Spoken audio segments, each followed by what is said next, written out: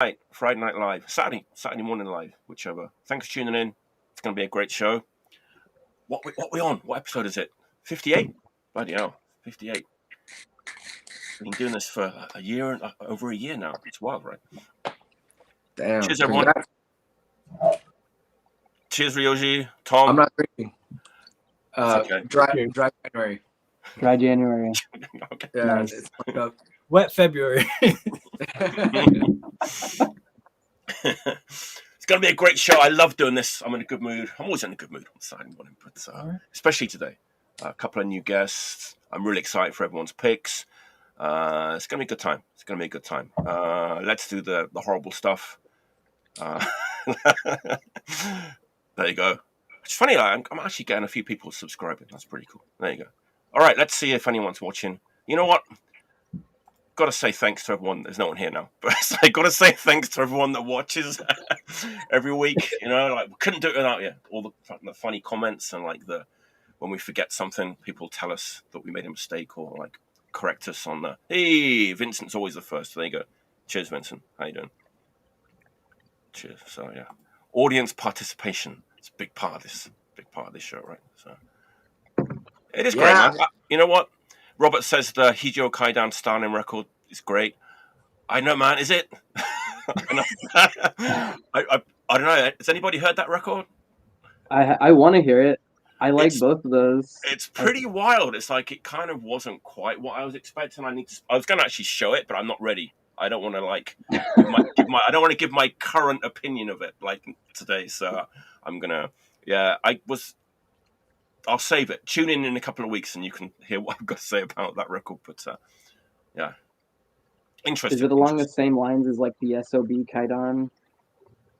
You know what? I actually played that one on purpose last night after listening to that. I think the SOB Kaidan one is better. So I think that the sounds of those bands maybe would mesh a little bit better together. Right. From my initial thought on it. I haven't heard that Stalin one. Like we can get into it a little bit if we want. Like the first side is like this super slow like dirge, like for like 28 minutes, which you know some people might like that. Yeah, that's true. It's not the best recording. It's like a audience recording, I think. But yeah, I'm going to spend a bit more time with it. We'll get back to it. We'll get back to that one in a couple of weeks. So stay tuned. There you go. All right, we're ready. Ready to get going. We've each got 5 records or more. Everyone's got 5, maybe more, right? Rosie's got more than 5, right? I've got a lot more than 5, but like some of them part of like a little set. It's that I'm gonna do. So we'll see what that is later. All right. I haven't done a short sharp shock for a while, so I thought I'd do one. It's just kind of a different kind of a short sharp shock though. It's like it's short. It's like 3 minutes long, I think, the whole thing. Remember the good old days of like the perfect 2-song like 7-inch single. Remember those days? I don't know when those days were, but like they definitely were. Like, you know, the late 70s. The late 70s, maybe. Yeah, late 70s, man. That was the peak. Just killer A side, killer B side. You got to put another record on in like 3.5 minutes later. You know, these things still exist. I've got one. I love this record. It's a 2-track, 45 7-inch single. It's a Philly band. We're talking about Philly before we came on air, right? It's a band from Philly. Anyone guess what the band is from my description? From Philly? Yeah. There you go. Oh, is that the reissue? I don't. Yeah, I think it is. Yeah. Like, is it colored? Mine is. Yeah. Yeah. I think that just got reissued on like a small. It's not. It's on black. But yeah, this is like Peterwalkee Records. Dark Thoughts, right? Talking about Dark Thoughts. Mm-hmm. One song from their 3rd album. The B-side is a non-LP cut. So make sure you get this for the non-LP cut. That's a Dark Thoughts record. It is Dark Thoughts, yeah. Dark Thoughts. Yeah. Dream from the 3rd album. What? Apparently this is like the single version too, which I'm not sure. Cool. I don't have the LP, so I don't know what the difference is. But yeah, good. The LP's great. Yeah, man. You know what? I wanted to talk about that a little bit. I can't find their records in Japan. The Dark Thoughts records. Can't find them, man. Just can't find them. I don't know why. Like nobody's like selling them. Maybe Kazu from Punk and Destroy like had them when they came out, maybe. But I think people don't sell them. They don't. Yeah, I was gonna say like I don't see them in distribution. I don't know if they had small pressing numbers, but like I've never really seen them being sold recently. You don't see them in the used market over here too. I think people they don't sell them. That's because they're so good, right? But I mean, what is this like? Pop punk, Ramones punk, garage punk? I don't know. Just killer, catchy punk. There you go. Yeah, just punk, yeah. Yeah, punk. Just I it's love so good.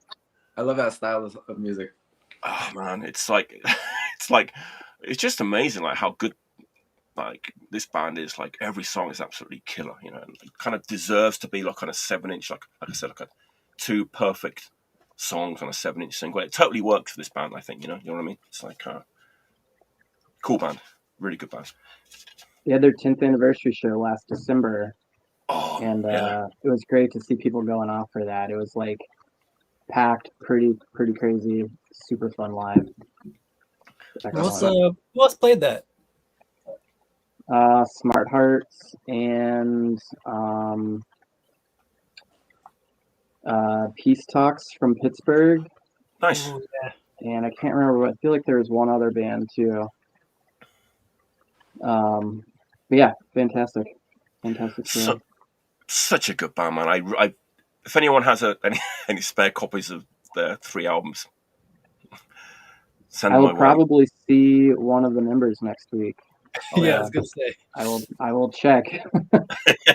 Yeah, you know, I don't expect anyone. It's like fucking postage these days, right? Shipping is just insane, so it's not really something you can do easily these days. But yeah, Dark Thoughts, amazing band. Check them out.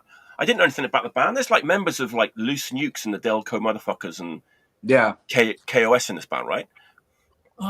Yeah, the drummer of KOS is the drummer of Dark Thoughts, which made me even happier until I hear that. You know, yeah, that's pretty cool, huh? Like KOS and right. I was like, man, this makes sense in a way because it's punk, right? It's a different kind of punk, but it's definitely a punk record, right? Yeah. Yeah, like there's 1,000 bands doing that style of music, but to get it tight and just like fine tune it, like it's kind of rare. Yeah, and to be good live as well. I can tell that that'd be a great live band. Yeah. It's got like a little bit of a bite to it, like, and maybe in the vocal delivery as well, you know. Nice. Yeah, maybe I think sometimes being a 3-piece live, especially, there's a lot of bite because it's a little bit more like strenuous to sing and play guitar at the same time. Yeah. There you go. That's my first pick. Great band. Send me their LPs. Dark Thoughts, man. Fucking great band. One of the great current punk bands that that are playing out. Active current band, right? Active band. Great band. There you go. All right, Ryoji, what's your first pick? I'm excited for this. I have to pull it out of the sleeve. It's a screen printed jacket. It's this band Catarsi. The label is Disco Enfermos out of Spain. I had trouble pulling off the poly sleeve because it's still a little wet. I don't know why, but it's sticking. So we haven't spilled beer on it? It's actually a split with Disco Enfermos and Flexidiscos. I don't remember if Flexidiscos is also Spain. Yeah, they're from Valencia. Okay. Yeah. And I think Disco Enfermos is like northern Spain. But yeah, just like super catchy synth punk. It was like my record of the year last year. I think I can't remember when it came out. I think it was the fall. But yeah, it's a Spanish band too, or just Spanish labels? What's up? Was it a Spanish band as well, or just released on Spanish labels? So it is in Spanish. Sometimes I get confused because when the bands are in the Basque Country, different language, even though it's the same area ish. But I think this is in Spanish. But yeah, it's like a one-man project. Oh, there you go. Oh, cool. That's cool. That label Flexi East Coast has done some cool stuff too. I don't know if you've It's heard that band. Atake. What's that band? Atake something. I don't know, but I know they did a Sistema de Entretenimiento. It's like a crazy name, but it's like an arcade punk is what they call it. But it's really catchy, and it's also like synth punk, but with a strong like early Spanish punk feel to it. Still, nice. It's pretty cool. Yeah, like I'd say the like contemporary band would be that French band Kiiro. All right. Also in like a neon pink color for some reason. But yeah, it's like it's fast, tight. Synths are like the loudest instrument. Really catchy. Yeah, I saw a lot of people talking about that last year. I haven't checked it out yet myself, but yeah, Disco Inferno stuff like it's kind of all over the place musically. Like that. They put out the Hez album, the Panamaniacs one. They've had a really good streak the past year. Yeah, they did Inyección 7-inch also, and I think the LP before that too. They did Money from London, the 7-inch for them. I bought like an older release on that label recently in used. It's band like the Flying Ladies. Do you know that band? No, there must be an older title. It's like not that old. Like it's like from like 2018, but it's like straight up like pop punk. I think Spanish band, the Flying Ladies. It's pretty cool, but it was a little bit different to what they do have like some pop punk stuff on there that's like kind of left field. But yeah, I love that label. It just showcased a lot of different stuff. Yeah, nice. All right, there we go. Tom, what's your cool? What's your first? All right. So, Mike, I didn't actually bring any records. It's not joking. Talking about CDs. That's worse than the picture you sent me earlier. No, but I can joke about this, but my friend Ben from Abizan gave me this CD. This is a Chilean band, and when I got it, I thought it was really cool. And then last week I got this is their second album, but this is actually on vinyl. So the Cosis from Chile, and what's this the name LP. of the band? What is it? What's the name of the band? One more time. Silicosis, right? Okay. Yeah. Is that how you pronounce it? Yeah. But this came out on Cintas Pepe Records from Mexico City, and Evan's actually distributing this here in the U.S. But the label I love. They do awesome stuff. They love to kind of just like support the bands that are kind of like occasionally overlooked in like Central and South America. But that record is awesome to me. It's like it very obviously is coming from like the punk community, and like the people in the band are probably punk, but they're playing a style of music that is like rooted in that in only like a very small way. Like to me, whenever I was listening to it, it has a lot of stuff that I would kind of consider more in line with like 80s like goth or post-punk, and like even at times like I've heard like, and maybe this is just me, but just like a teeny bit of like kind of like melodic and like poppy like 60s psychedelic rock. There's a lot of like cool influences whenever you go through this, but there's this kind of strain, and Kevin, I don't know if you got this too, but like when I think about bands that are punk that have this very like kind of like positive and powerful, almost like an anthemic quality to them, like a band that comes to mind from a few years ago is like Mass Hysteria from Sweden, or Generación Suicida from California kind of as well, like has like a similar thing kind of going to it, and it doesn't really like sound like that, but there's this like weird undercurrent of like kind of like a similar like attitude of like the way that they go about like instilling like a certain type of emotion into their music that I think is really cool, that kind of differs from the way that like a lot of just punk or a lot of just like goth or post-punk would sound. And that record just, I don't know. I think when I first got the box of them, I put it on and I was like, this is going to be on all day. And it just stayed on my turntable. Like, I think I listened to it like 3 times in a row, you know? It was just like, it's cool to see a band, I don't know, just kind of like do a style that a lot of punks try to do and just do it like so different and like so cool. I think the other thing that stood out to me was like, if you like a lot of 80s, like particularly like goth and post-punk stuff from Spain, it's amazing like how good the production sounds on the vocals on that record. Like it sounds like very much like it would have been from that era rather than like sounding like a very, very modern vocal recording, which I think is pretty cool, because I think a lot of people that like that kind of music, like goth and post-punk, they're already kind of listening for something that's maybe a little bit in the past, because that's when the kind of golden era of that music was. And I think the fact that they were able to nail that is like kind of a rarity when bands these days just like really rely on like occasionally like some vocal effects and things that just sometimes don't really put it into that same kind of category. It's just like a really powerful and a confident singer.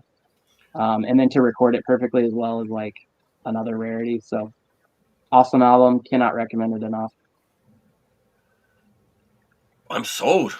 It's good. It's fucking good. You got me. You got me. Hey, I got you, Mike. One copy to the man in the Balzac. It's always like that fine line of like, you know, having your foot in the past, nostalgia, and then bringing that into the present and doing it right. Like a lot of bands try and do it, and it almost never works. And then when it does, you're just like, holy shit, and it just hits you. I feel like this band didn't try to intentionally sound like they're from the past. Like I think that's what's so good about it, is like they, I think, just made this album and then it somehow just came out like perfectly. Like it sounds like music that is basically just exactly what they wanted to make, because it does sound different than like what basically any, like, I don't know. I think that there's this kind of trope of like punks always kind of having this like slight connection, like both like then and now, to like goth and post-punk. And like I think it's not the most difficult, but also not really like an easy bridge to gap between like coming from playing punk to playing like goth or post-punk. And I think that the kind of the place where a lot of people get tripped up if you're coming from like a punk background, especially like now, and trying to do goth or post-punk, is like most people are like, this isn't my main thing, so like I'm gonna try to like steer it towards like a focal point that I can keep referencing to make sure I'm like on the right track. And I think that's why so much stuff just ends up sounding kind of like a copy of something that's from the past or whatever. I think there's a lot of bands that have kind of, they know what the sound, they know what like sounds to make, like what guitar tone to get, what effects to use, but they forget to write songs. And you know, or I think that they're like, it's not as natural for it to just creatively come out of them unless they are like I said, referring back to something to be like, all right, yeah, this is what it should sound like, or this is what I want it to sound like, rather than just being like, where I feel like this band, I feel like they're just like, this is the music that we wanted to write, and that's just what came out. Like it sounds awesome.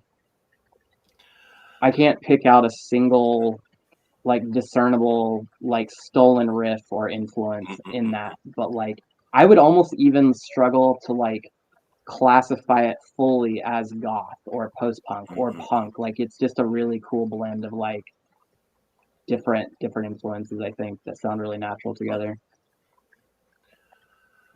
I almost showed a record by a Mexican band that was actually in my pile. I don't know why I didn't show. I should have. I wish I had. Now it's that band Heterophobia. Oh yeah. That's a really interesting record, like the LP that I've got with the pink cover. That's something that's real different, right? The two-piece band. Yeah. And it almost just sounds like Mexican, like. Oh Mexican no, sorry, no, I got confused with Cremalleras. Their other bit. Okay. Yeah, I felt like I haven't spent enough time with it yet, so I didn't want to kind of try and talk about it. But yeah, that's another good one. Like, kind of interesting. Like it's kind of post-punk, but it's kind of not. Mexican band, right? I think this is one that maybe Punk and Destroy in Osaka probably will get this one, right? Well, they'll probably get it from Kevin, right? I don't know. I'm talking Punk and Destroy, but you know, we should just force Kazu to buy some copies, Mike. I'll tell him. All right, I'm intrigued. That's a great first pick. Thanks, Tom. All right, Kevin, what's your first pick? Okay, I'm gonna start with this 7-inch. I've been going through my 7-inch comps because I don't get a lot of love sometimes, you know, because they're in the back all far, you know, and I pulled out a couple, and I put some of them away after I listened to them, but this one I held on to because I wanted to listen to it some more. It's called Raridades, Volume 1. It's just like rarities, and it's a comp of bands from Portugal. Oh, from Portugal. Is that how you say it in English? Portugal. Yeah. Yeah, Portugal. Yeah, the Portuguese band. And it's really sick because not only like, you know, it has like 4 bands that are pretty well known in Portugal. It's Crise Total, Peste en Sida, Censurados, and Vomito. And the first band is like, sounds like, you know, something that would be off like Welcome to 1984. You know, like that's the style of music, of hardcore that they play, which is super sick. But they only have live recordings, I think. I don't think they ever really got to do a demo. But this recording is super cool, and they did show up on a lot of like European tape comps and stuff like that. But they're on that. This recording right here, this song sounds super good, and it's live, and the drums sound big as fuck, and it just sounds like really cool, like hardcore from like 1984. So that rips. So then you get to Peste en Sida, and they got like a more like twangy guitar kind of like. I don't know if you guys have heard that Brazilian band like Os Replicantes. They kind of have like a little bit of that vibe, but fuck, the chorus of the song is so good in like a very Brazilian way, like it almost like Cholera, like how they just have like this magic that just makes their songs sound really good, and like, you know, it's got that little something, and this song fucking rules. So I was like, all right. Censurados, they're like my least favorite. They were like, it's cool, you know. I mean, like, just sounds kind of like, it kind of sounds more like the late 80s already because it's from 89. So it's got kind of that vibe, and it's all right. But the next song is from this band called Vomito, and this song is super cool too. It sounds like it would be like on like a Chaos in France comp, like super catchy, big chorus, you know. Kind of like on the oi side, but kind of like, I don't know, almost there. It's really cool, and all 4 of these songs are pretty cool. But like those 3 are just, it's really sick, and I wish that these bands would have fucking been able to do more, you know, and like record more stuff, because it sucks that, like, you know, like Vomito and Crise Total, Peste en Sida did a bunch of records after that. They didn't stop. They became like a really big band over there. But yeah, this one, if you guys ever see it, I suggest you pick it up because it's cool. Is that a like a legit? Is it on like multiple labels? Is that what it looks like on the back? That's what, yeah. 4 labels. Okay. 1, 2, 3, 4. Cool. So that looks like it's kind of recent-ish, like within the last 20 years. Yeah, for sure. Okay. It's got to be like within the last 10 years, I would say. 10 years. Okay, cool. That's awesome. Because I've had this for a couple years. Yeah. I feel like Portugal is an unexplored scene for most. For sure. And I'm not super familiar with a lot of that stuff. Yeah. They were just like, you know, kind of just following behind what Brazil was doing for the most part, I feel like. Okay. But just not at the same level and with the same, you know, output. Yeah. It's crazy. Yeah. That's my pick. Beautiful. Everything you just said is absolutely new to me, so I'm totally intrigued by all of those bands. And yeah, sorry. Awesome. No, rambling. No, ramble away. There's no time limit. Man, last week I went like 2 hours and 45 minutes. We can beat it. Oh God, I'll be signing off, Mike.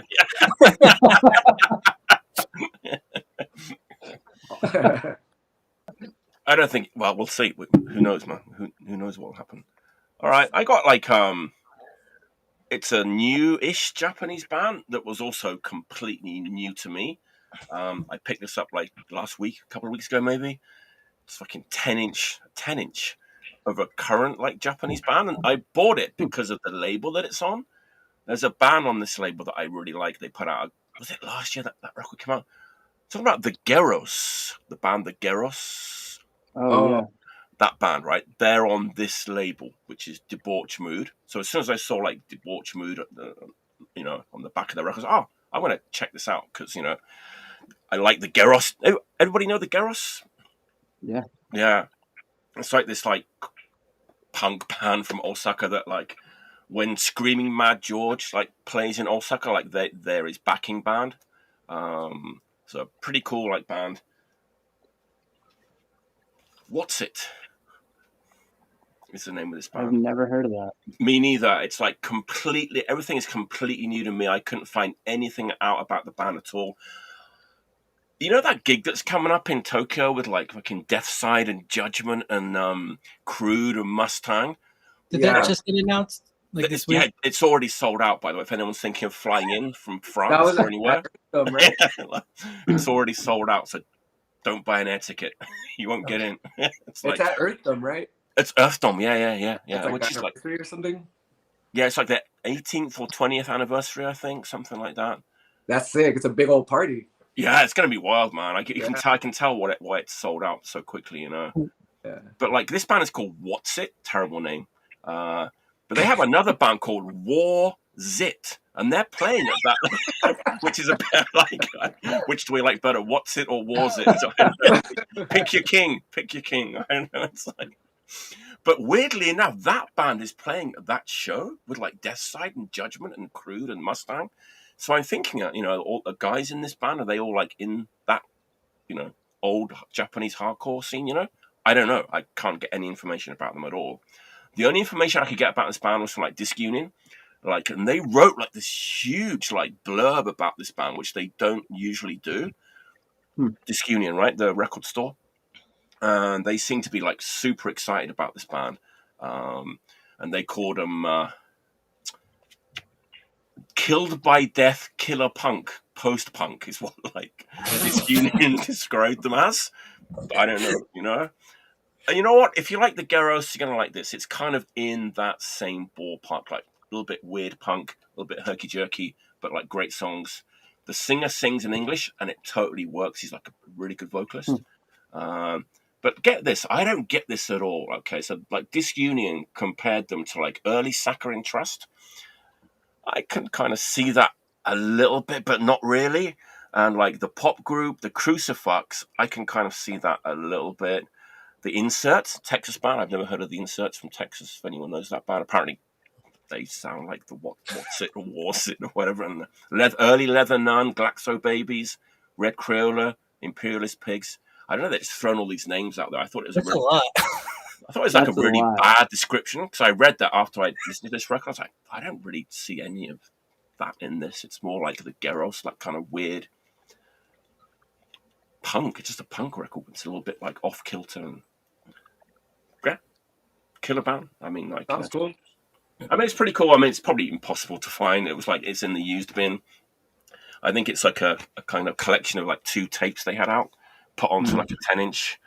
So everything's like, it's not really working in their favor here. It's like 2 tapes, 10-inch, not a very well distributed label. It's like, I don't know, but I think maybe people in Japan like them. So yeah.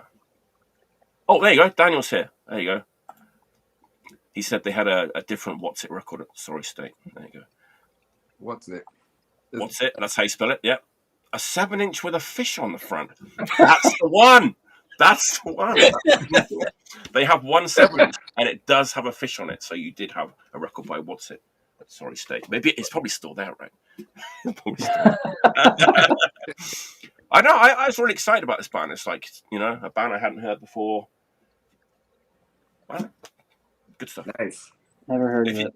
Right? No, but I knew nobody would have heard of this record. I knew that, but you know, Geros. That's my selling point on this record. If you like the Geros, give Wotzit a chance. You can probably. Is it more post-punk though? Because that is a weird bit. Yeah, you know, I don't really know why Disc Union described it as post-punk. I don't really hear it personally myself. I don't know. Maybe they got the wrong Wotzit. the other Wotzit. The Osaka Wotzit, not the Tokyo Wotzit. Check it out. Check out Wotzit. Give them a go. Check out both. Both Wotzits, right? And Warzit. Don't forget about Warzit, right? Yeah. I gotta see what's going on. All right. Sorry to confuse everybody there. All right. Ryoji, what's your first pick? Second pick, sorry.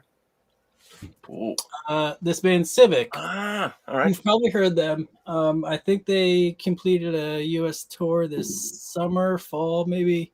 I know they came as close to me as New York. I missed it. I know they're Australian. I can't remember what part. But I don't know if you've been following Australia for the past 5 years, but there's been a grip of just insane rock oriented punk bands coming out. Just when you think of Radio Birdman, just take that, extrapolate it. Everyone's just branching out from that influence. And this album's just ripping guitars. The first track, Nuclear Sun. It's you can tell it's guitar music. It sells itself. But it's perfect recording, perfect amount of distortion. It's really catchy. I imagine there's probably compared to bands like Coffin. But there's so many. There's 20 great Australian bands happening right now. I think a lot is in Melbourne.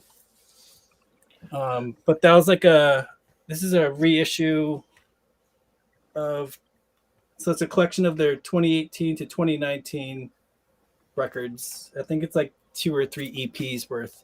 Mm-mm-mm. What label is it on? ATO Records. I think they're kind of a bigger. It's a big label, but they're not a big band yet. I forget, some rock pop star owns that. They're kind of big in a weird way that I don't fully understand. I feel they've kind of hit this sweet spot in the indie world that I don't fully understand. But their roots are totally in punk and Radio Birdman worship. Yeah.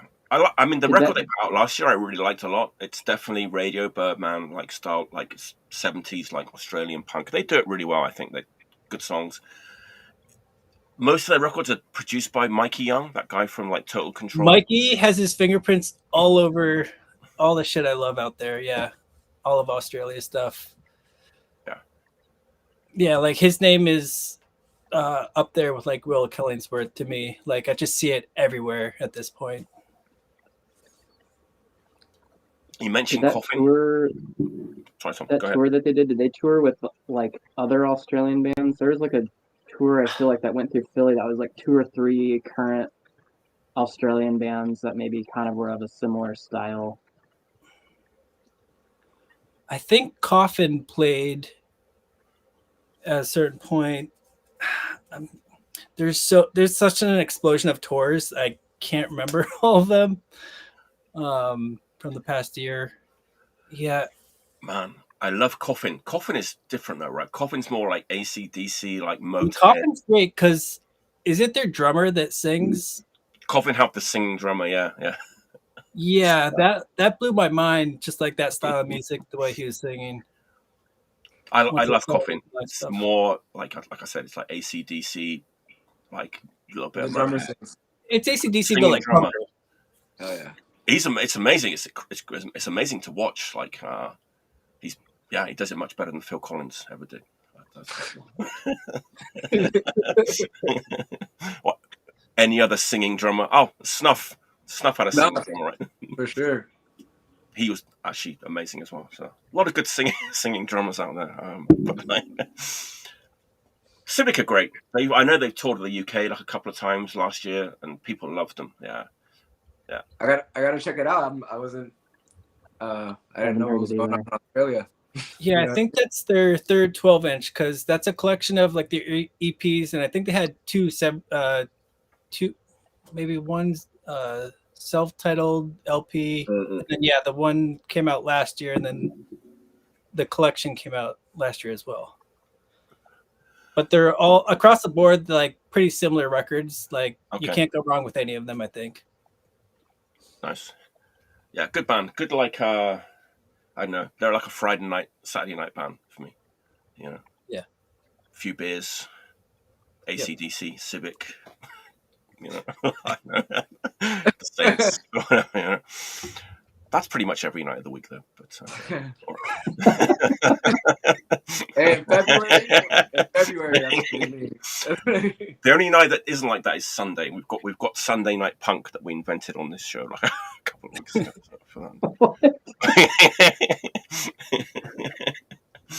You don't know what Sunday night punk is? You haven't been watching this show. I know. I don't know. I don't listen to different punk on Sunday. Maybe I just. I know. It's just totally. Am I going too hard every night of the week? You're wild, man. You're wild. You listen to Saturday night punk on a Sunday night. You're crazy. I feel like I'd be disappointed in myself if I didn't. All right, Tom, what you got? All right.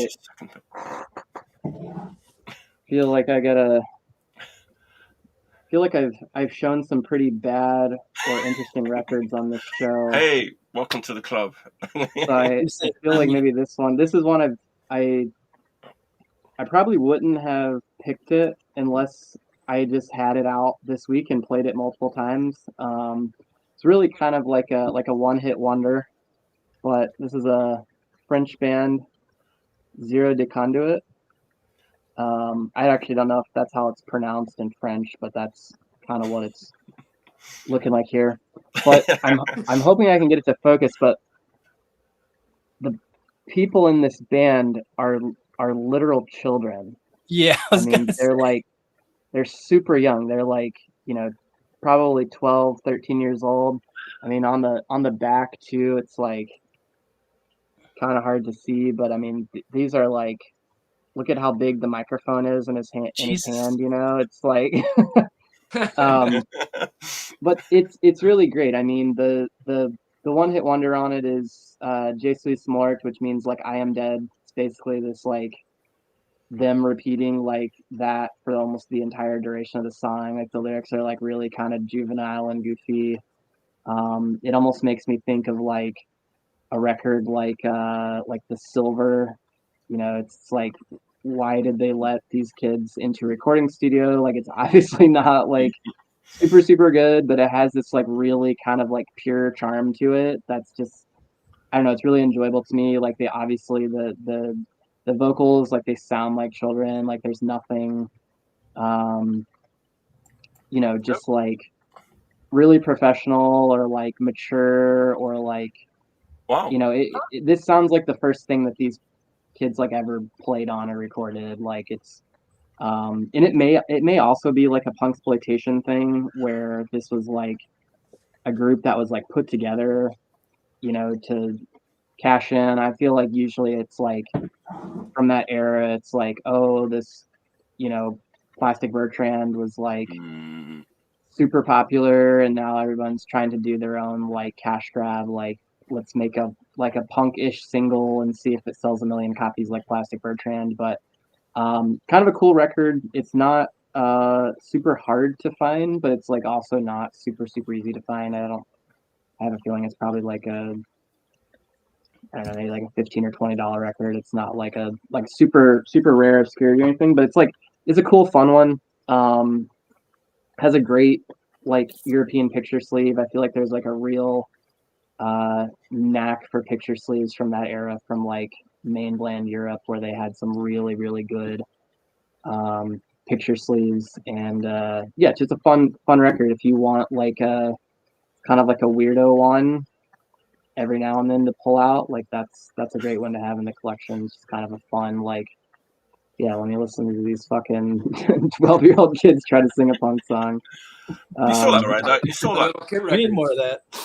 It was a movie, right? It's like someone says, Roland said, a French a film about unruly kids from the 30s. That's crazy. Right? Oh, okay. I didn't know that. See, this is why these shows are great. See, there you go. Yeah. All thanks to the Learn audience. We something didn't new. know anything, but the audience. Yeah, who would know that piece of information? I mean, that's where they got the name from, right? You know.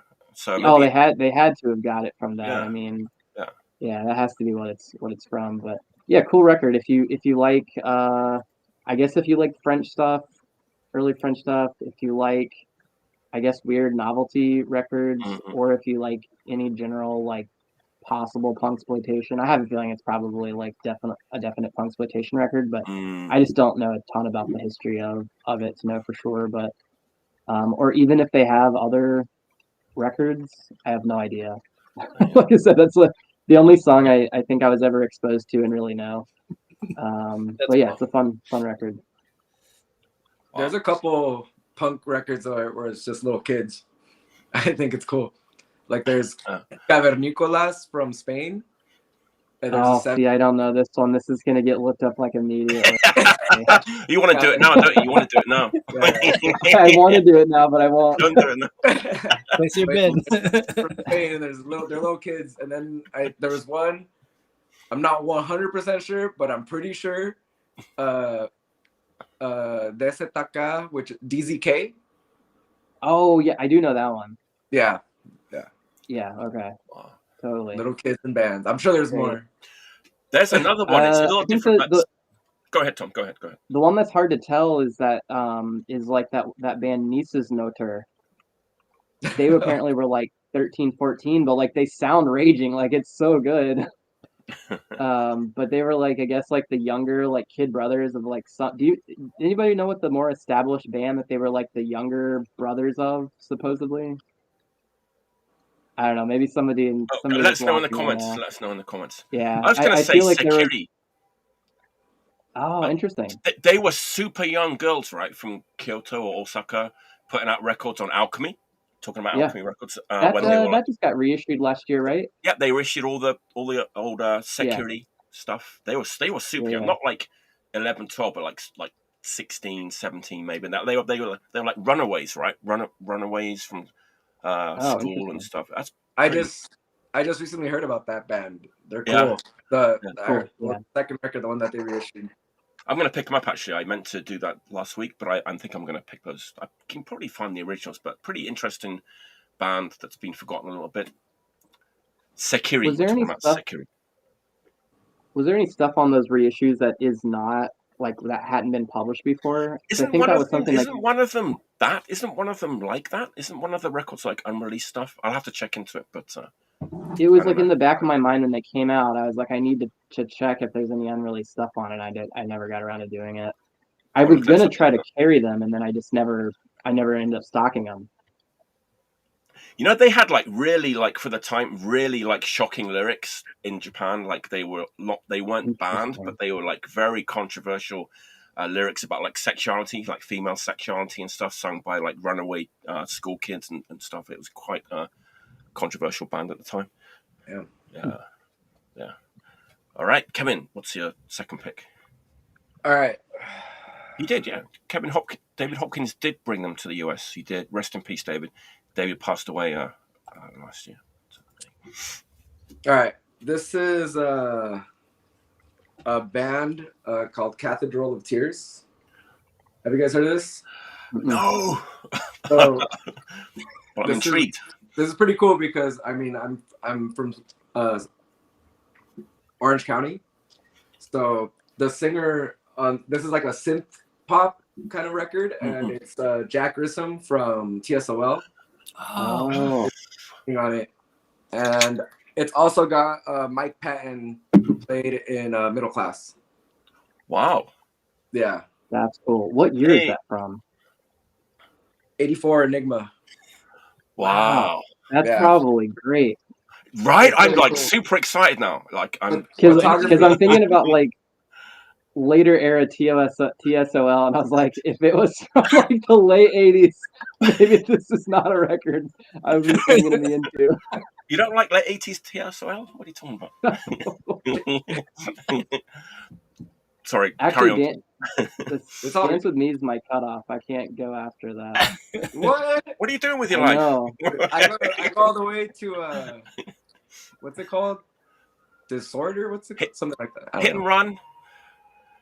So, Oh yeah, they did have like that era. I forgot about that. I forgot about that. I like Change Today. Change Today is cool. Change Today's great. Change Today's amazing. I had that when I purged it because I was like, it's not good enough. I don't know. You know It doesn't hold up to the first. You probably like it in your elderly years. There's some punk cheese to this. So let me tell you about so when Jack Grissom left TSOL and they got together with that guy. Fuck, what the hell was his name? Like Jack Pitt or some shit? I don't know. Whatever. This guy, he was also in he used to he used to play in a band with Rick Agnew that they did a 7-inch. Fuck, I can't remember the name of the 7-inch. Oh, but let us know in the comments. Yeah, I'll try to remember. And yeah, he sang on that Change Today album, and then later on, that guy ended up marrying Jack Grissom's sister. This is vital information. Yeah. The guy that sang on Change Today ended up marrying Jack Grissom's sister, and now it's like crazy story. But anyway, fucking wild. It's pretty cool. It's got some really cool songs. Yeah, some songs that were like real hits. Like it could have been on the radio, and I feel like that's kind of what the vibe was gonna be. But it's so good. It's like, I don't know. I feel like honestly, it needs a repress. I feel like if there's a repress that just has a fucking sticker that tells you what it is, like everyone would pick it up, you know? Because or else it doesn't really look like much. Like you see that and you're like, huh? I think it looks cool. Yeah. Right, me too. It kind of looks. When I see that, it to me, like if you took Cathedral of Tears off and put Christian Death, like I could see it being a record like that, you know? Yeah, totally. I mean, it's got fucking Ed Culver pictures. Yeah, those are all very cool. Culver. Yeah, totally California. Yeah, it's really cool. You guys should check it out. It shouldn't go for much. That's awesome. Man, I'm so intrigued about this record. Man, I would probably never have found out about this if you hadn't have brought it on today. Seriously, like I'd never heard of it before. So reissue. I think I can find this. I'm confident I can. Given my location, I think your competition for that in Japan is very low, Mike. Maybe me and the bassist of Wotzit are like looking for it. What would the hype sticker say though? Like featuring the man who married Jack Grisham's sister. Featuring Jack Grissom from, you can sell it. Oh man, amazing! I can't wait to check that out. Seriously, I like the cover art, man. Who's Joe Wood? Cool. Joe Wood. There you go. Joe Wood. Joe Wood. All right. Back to the known from me after going into Wotzit territory. I think this is back to the known. I don't know. I hope so. I'm a little bit worried. I think people probably know this band. They might have been a little bit forgotten. This record was reissued last year on Optic Nerve Recordings. It came out in 1983 originally. East End of London. 1982, 1983. Sometimes called the first all-female oi band. Gymslips. Yeah, there you go. could only be the Gymslips, right? There you go. Love it. Man, I've been playing this to death, man. It's like fucking. It's actually quite new to me. I have heard this before, but I've never owned it. It has the 7-inch as a bonus. The Silly Egg EP as a like bonus 7-inch. Man, it's like what are they called? The Gymslips. The Gymslips. It's amazing. It's like Bubblegum 82. You know, it's like fucking Oi meets like fucking Susie Quattro or something. It's like actually their first single was a cover of like 48 Crash by Susie Quattro, right? Which it's not on this record, but yeah, it's like a mixture of like fucking Oi and like bubblegum pop and like glam, and every song is like a hit on and they're kind of funny too. It's like humorous lyrics about like drinking and stuff, and like it's I don't usually like it. It's not funny punk. I don't usually really like funny lyrics too much, but it totally works with this band. It's like so charming, you know. Yeah. These three girls from the East End of London, you know, talking about drinking and facelifts and like, you know, it's amazing, absolutely amazing. Actually, 48 Crash is on this record. It's the last song on side 2. There you go. What's the label? Optic Nerve Recordings is the label that reissued it. Don't know anything about the label, but they do a lot. I think they mostly just do reissues, and it's almost all like either like late 70s, early 80s, like kind of DIY punk mod. Like it's kind of like, I guess you could compare it to maybe like some of the stuff that like Detour Records has put out, or like John at Overground has done, like, you know, reissues of like artists, like it's like a lot of stuff like that. It's kind of like the second tier UK punk that's just still really good, but it's like a lot of rare single reissues and stuff like that. Yeah. Cool. It's like kind of bubblegum Oi in a way. It's like just really like Oi meets like glam. Like, I don't know, it's like it also reminds me of like the C86 bands, like the Shop Assistants, but it's got like more distorted guitars. You know, it's like real catchy, like choruses and melodies, but also funny as well. It's like just whiskey makes you frisky. Just looking at that cover, I'd probably buy it. I know, and the album is called Rocking with the Renees, and apparently this is like a real like 80s like London thing, and they even like they describe what a Renee is on the back of the record. I don't know if I should read it. I mean, bear in mind this is written by like 3 girls. Okay, so bear in mind when I read this, it was written by 3 girls, but it's like definition of a Renee: slightly rotund, a double chin, most cases short hair. Diet: excessive alcohol, mashed potato and pie. Pies and mashed potato. It's like, this is real like East End London 80s like humor, right? This is very niche English humor. Right? Clothing: jeans, monkey boots, which are like kind of like Dr. Martens, but not quite like Dr. Martens. A denim jacket, leather in winter. I love that leather in winter thing. A t-shirt. Habits: the most disgusting things. That is that. It's like, it's just amazing. Yeah, and it's got like this fucking gatefold sleeves, all like the old flyers and stuff. It's really well done. It's a real nice reissue. So, Mike, do you remember the punk postcards, like the tourist postcards from the 80s? Yes, yeah. My parents got me one of them. One of the people from that band is like one of the more famous women that appears in like a lot of them. Really? Yeah. Wow.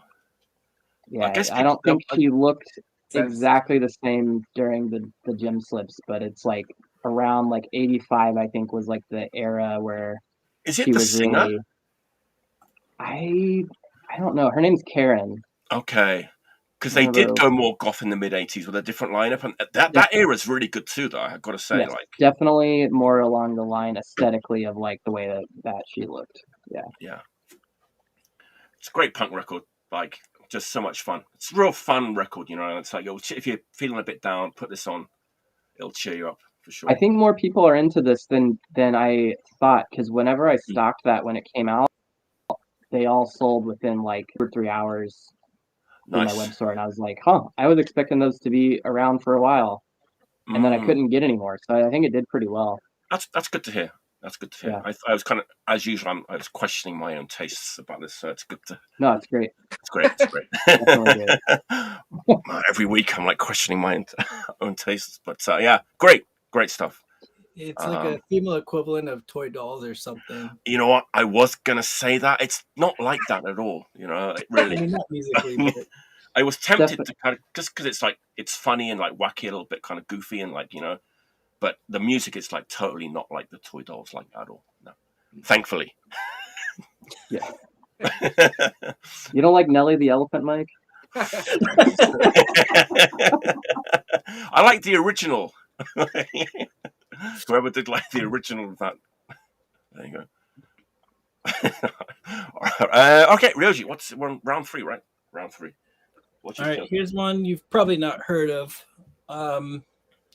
This band Svartkatt.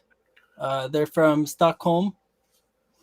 Trying to remember their discography. I think they have a 12-inch, like a self-titled LP, and maybe a couple EPs, and then this would be their second full length. They're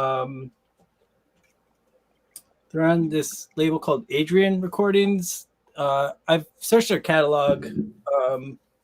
I'm not really familiar with any of the other artists, but this record falls in line with a ton of Swedish bands you'd be familiar with. So like Alvaret, even Massisteri has that similar sing-song kind of vocalization, which is like, Swedish harmonies. It's hard to describe, but just like, very good songwriting. And yeah, they like ride this line between pop music and punk, the way I think like The Vicious or Massistera kind of like blended those two genres together, and it almost felt like you're being tricked into liking pop music. You're right. And that's a just came out record. That's like recent current. I think that was like early. Oh no, it's 2022 for some reason. Okay. Yeah, I'm kind of blending all the pandemic records together. That's new. That's new. That's new. Yeah, it is new. Yeah, I don't know like who they play with out there, like as far as bands we would know. It's kind of obscure to me. But all those like Swedish punk bands that are lending themselves towards pop music, like you'll hear that sound. The one that comes to mind is that Vanna Inget. Yeah, I had that. Who were going like more and more pop music as they. A lot of Swedish bands do that. They go more and more pop as they move through. So I was gonna pick one of them, but yeah, like they just released their last record and broke up, right? That's it. That's like super like pop though, right? So if you like this band, they're in the same vein. I like Vanna Inget for sure, especially like the first. Yeah, like, and they really push the limit of like pop music to me. Like, I'm like, oh, I shouldn't like this, but it's just like it's so catchy, and their slow stuff really gets me too. But it's like the guy from like the guy from Massisteri, right? Has like Harula with that like a huge major label pop band, right? Oh, right, yeah. You guys mentioned that the other day. I had no idea he had like this huge pop career. It's crazy, but right? it makes sense, like that trajectory. Right. Yeah. That was talented, for sure. Yeah. It's quite something, really. Yeah. That's great. That's another one that I'm. What was it called again? Yeah. Tell us the name of the band like one more time. Sorry. Svart, Svart, and then Katt. Svartkatt in Swedish is just black cat. There you go. Yeah. Yeah, cool. I'm intrigued. Yeah. Nice. Hey. All right. It's a cool name. Yeah.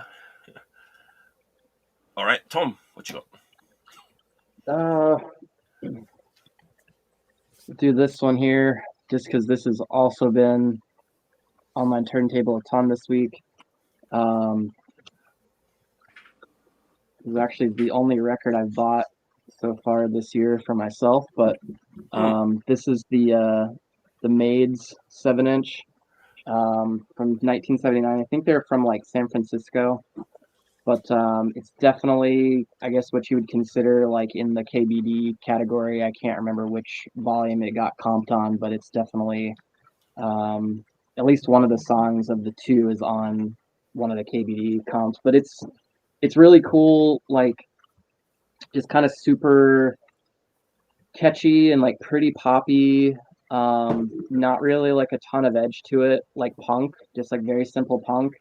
I would be really curious to know more about this band in terms of like the age of the members and stuff, because lyrically it's as dumb as rocks. Like you just cannot really get dumber than the lyrics on this record. Like, I mean, you could definitely consider it to be like pretty of the time, like juvenile, like very outdated, in terms of like, you know, just like lyrics with like bad like racial sting and just like all kinds of stuff that today just like really wouldn't fly. You know, and it's like one of these things where it's like, you know, you can listen to it and be like, yeah, this record just couldn't come out today because it's too dumb and it's too offensive, and like they just it's cool that we've progressed beyond that in the punk scene to where like stuff like that doesn't really have a place. But I think it's sometimes interesting to go back and like historically be like, yeah, this is what was being made, and like this is what people were singing in lyrics, and there's something, I think maybe it's just like a little element of like taboo where, you know, sometimes just like whenever you have these lyrics that are so stupid, like I think about like, you know, some of the lyrics on like Killed by Death Volume 2, like they're just occasionally are just like so dumb, you know, and it's like it's not really like, I think, derived from like a place of hate. It's just like juvenile like idiocy and like kind of ignorance and just silly. But it's like at the same time it's like, yeah, this is like really fucking stupid, you know. Like I think about the lyrics of like the Freeze, like I hate tourists, or like, you know, just like stuff that's like the songs are great but the lyrics are just like, you know, we're really scraping the bottom of the barrel of like intelligence here with some of this stuff, you know. But like I think that there is like a weird certain like attractiveness to it because of like the purity of like, you know, writing that like you're not really like trying to be superfluous with your words, or like you're not trying to be like artsy, and you're not trying to like, you know, have a hit single. It's just like these are just like whatever dumb bullshit is like coming off of this kid's pen in a notebook. It's like if they actually like took some time to like, you know, think things through, like so much of the stuff probably would never have actually made it off the cutting room floor. But like back stuff was so fast and records came out so fast, and it was easy just to like do stuff that like so much stuff came out that like you just don't really hear a lot like that these days, because it was very like not a lot of thought put into it, and then it was there, and it's like, you know, and then it's immortalized on a record. Like I don't know if you guys are familiar with like that. I think they're from Michigan, but like that band Freestone, they were like a psych rock band, and they did this joke punk song called Bummer Bitch. Like that's on KBD too, and like that's like the only record that they made, and that's the only song that anybody ever remembers them by. And it's like, yeah, if I was in like a psych rock band, I wouldn't want to be remembered for this song that's like the fucking stupidest lyrics like you can possibly imagine. You know, it's great that the record exists. Like it is kind of like, I think, a weird fascination for me to be like, yeah, what's some of this stuff that's just like dumb kids messing around. It's really not good, but like the music is catchy, and it's like it's kind of honest because they weren't trying to get popular with these lyrics, you know. They're just having fun. But you said it's on the second one? Freestone? Yeah. Bummer Bitch? It's on Killed by Death 2. That's on Killed by Death 2 right now. Okay. Yeah, I think it's the first song. The first five. I'm trying to remember which one that is. Yeah. I mean, yeah, great song, but like, I don't know. I think I had a friend that had never heard it before, and I was like, I've never heard this, and he like pulled up on YouTube, and then like he was like on his wife, and his wife was like, "You're a fucking idiot." Like, I can't believe you listen to this shit. Like, it was like embarrassing how bad it is. Tom, And I was like, lie. "Oh, sorry, I should have given you like a warning or something." Tom, you know you want to read the lyrics. Just read the lyrics. Right. I'm not He's not brave enough to read the lyrics. No, we're not reading the lyrics. No insert or what? No insert. Actually, my copy does not have the insert, so if somebody's got the made 7-inch insert, I need a photocopy pronto. Yeah. Hook me up with a photocopy in the comment section. Okay. There you go. Yeah, I'm sure.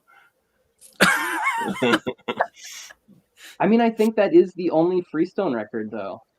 Like, right? if they have more, I'm just totally unaware, because that, well, I mean, maybe this proves the point. That's the only song I've ever been made aware of by them, you know. And like, they might the have. story I was told was like their manager like kind of tricked them into recording this like punk parody song, and then it was like the only song that anybody's ever fucking heard by them. Yeah. But who I knows? once thought, I'm not gonna lie, until very recently, I thought that the Kids only had one record. the kids from Belgium. I mean, oh man, the second one is great, and the third one has some sick tracks. But I didn't realize that I have 2 of their records already. It is confusing though, because it looks like Naughty Kids, right? It's the name. Yeah, the second one does rip off the. I had no idea. First of all, I had no idea, and then I started checking out some of the other songs that they have on other records, which like I could only find like 1 or 2. But man, that on the 3rd record, there's some fucking jam. Oh yeah, absolutely. I'm excited to pick that up when the time comes. You know, the kids. Speaking of dumb lyrics, right now, I don't want to be a fat boy. Was Naughty Kids recently reissued? I think it was. It's kind of kept because in I felt like a ton of copies just appeared out of nowhere. I feel like it's usually on distributor lists that I see. I think it's usually in print. I wonder who's playing that. Definitely a great record. What's the name of the third? What's the name of the third kids record, Kevin? Sorry, what's the name of the third kids record? I don't know, man. I can't remember. I don't own that one. Kids 3. Yeah, honestly, the third one you don't really see pop up anywhere. I didn't know that existed until like you said so. I have been told that it is like in Belgium, like the third kids record is like, if you like the third kids record, like that's how people know you're like a real kids fan, because it has like songs that are really like Belgium, like they were popular like in the Belgian punk scene, like off that third kids record, because that's like when hardcore was coming in. So it was like a younger generation, like that was like a lot of people's like first kids record. There you go. Registrators from Japan. That song, that's the song I've heard. There you go. See, the registrators from Japan covered that song. Daniel said so. Yeah. That's the jam. It's real. Makes sense. I gotta look them up, man. I know it's one of those things where I never like looked them up on Discogs or nothing. You know what I mean? Like I have no idea what was going on with their career. Well, the first record is so perfect that you almost feel like it could just exist within a vacuum, and like it was like a one and done. The Boys are almost like that. The Boys' first record is, I think the Kids' second and third records are maybe way better than the Boys' second and third records, in my opinion. Wow. But I'm saying like, and I love the Boys. The Boys and the Kids, Jesus. Like first record. It's like it's a perfect record, and you kind of don't want to stray from it. Yeah, totally. The Boys got like pretty different stylistically, I feel like, eventually too. Like I think even on is the second one To Hell with the Boys, or I actually just ordered some of those from Germany. There's like the one hit on there, and then the rest of the tracks are a little like slower, like they're not as catchy, like they don't have that cadence like the first one. It's an okay record. Definitely like a pretty. People only know the self-titled. There you go. Whose turn is it? It's Kevin's turn, right? Me. Getting bogged down with the kids. And the boys. And the boys. And around Christmas time, the yobs. The Hobbs. What was I saying? So you know how I was mentioning about that Third Boys record? Like I'm trying to this thing. Kids. Yeah, the kids. Yeah, like. But anyways, I'm trying. I really like what I've enjoyed recently is not listening to an album before I buy it for like bands that I already know I'm gonna like because it's around the world that I like, and you know what I mean. Like there's that band that's I've never really checked them out, but you know they're from the '80s or some shit, and like it's something that's gonna be right up your alley. So I do this all the time, even with like $100 records, and it's fantastic. Yeah, it's the greatest. Liberating. It's a really good high. Like totally expensive record that rules that you weren't really familiar with. And I got this and I was really excited. Oh, hell yeah. Yeah. So this CCCP Fidelia La Linea. Okay. Yeah. Fidelia La Linea. CCCP. Yeah. It's they're from Italy. And before I only knew that Punk Islam song that like was on YouTube or something. And I saw that video and I was like, oh shit, this band's weird as hell. And then you know, and that's it. That's all I really knew, honestly.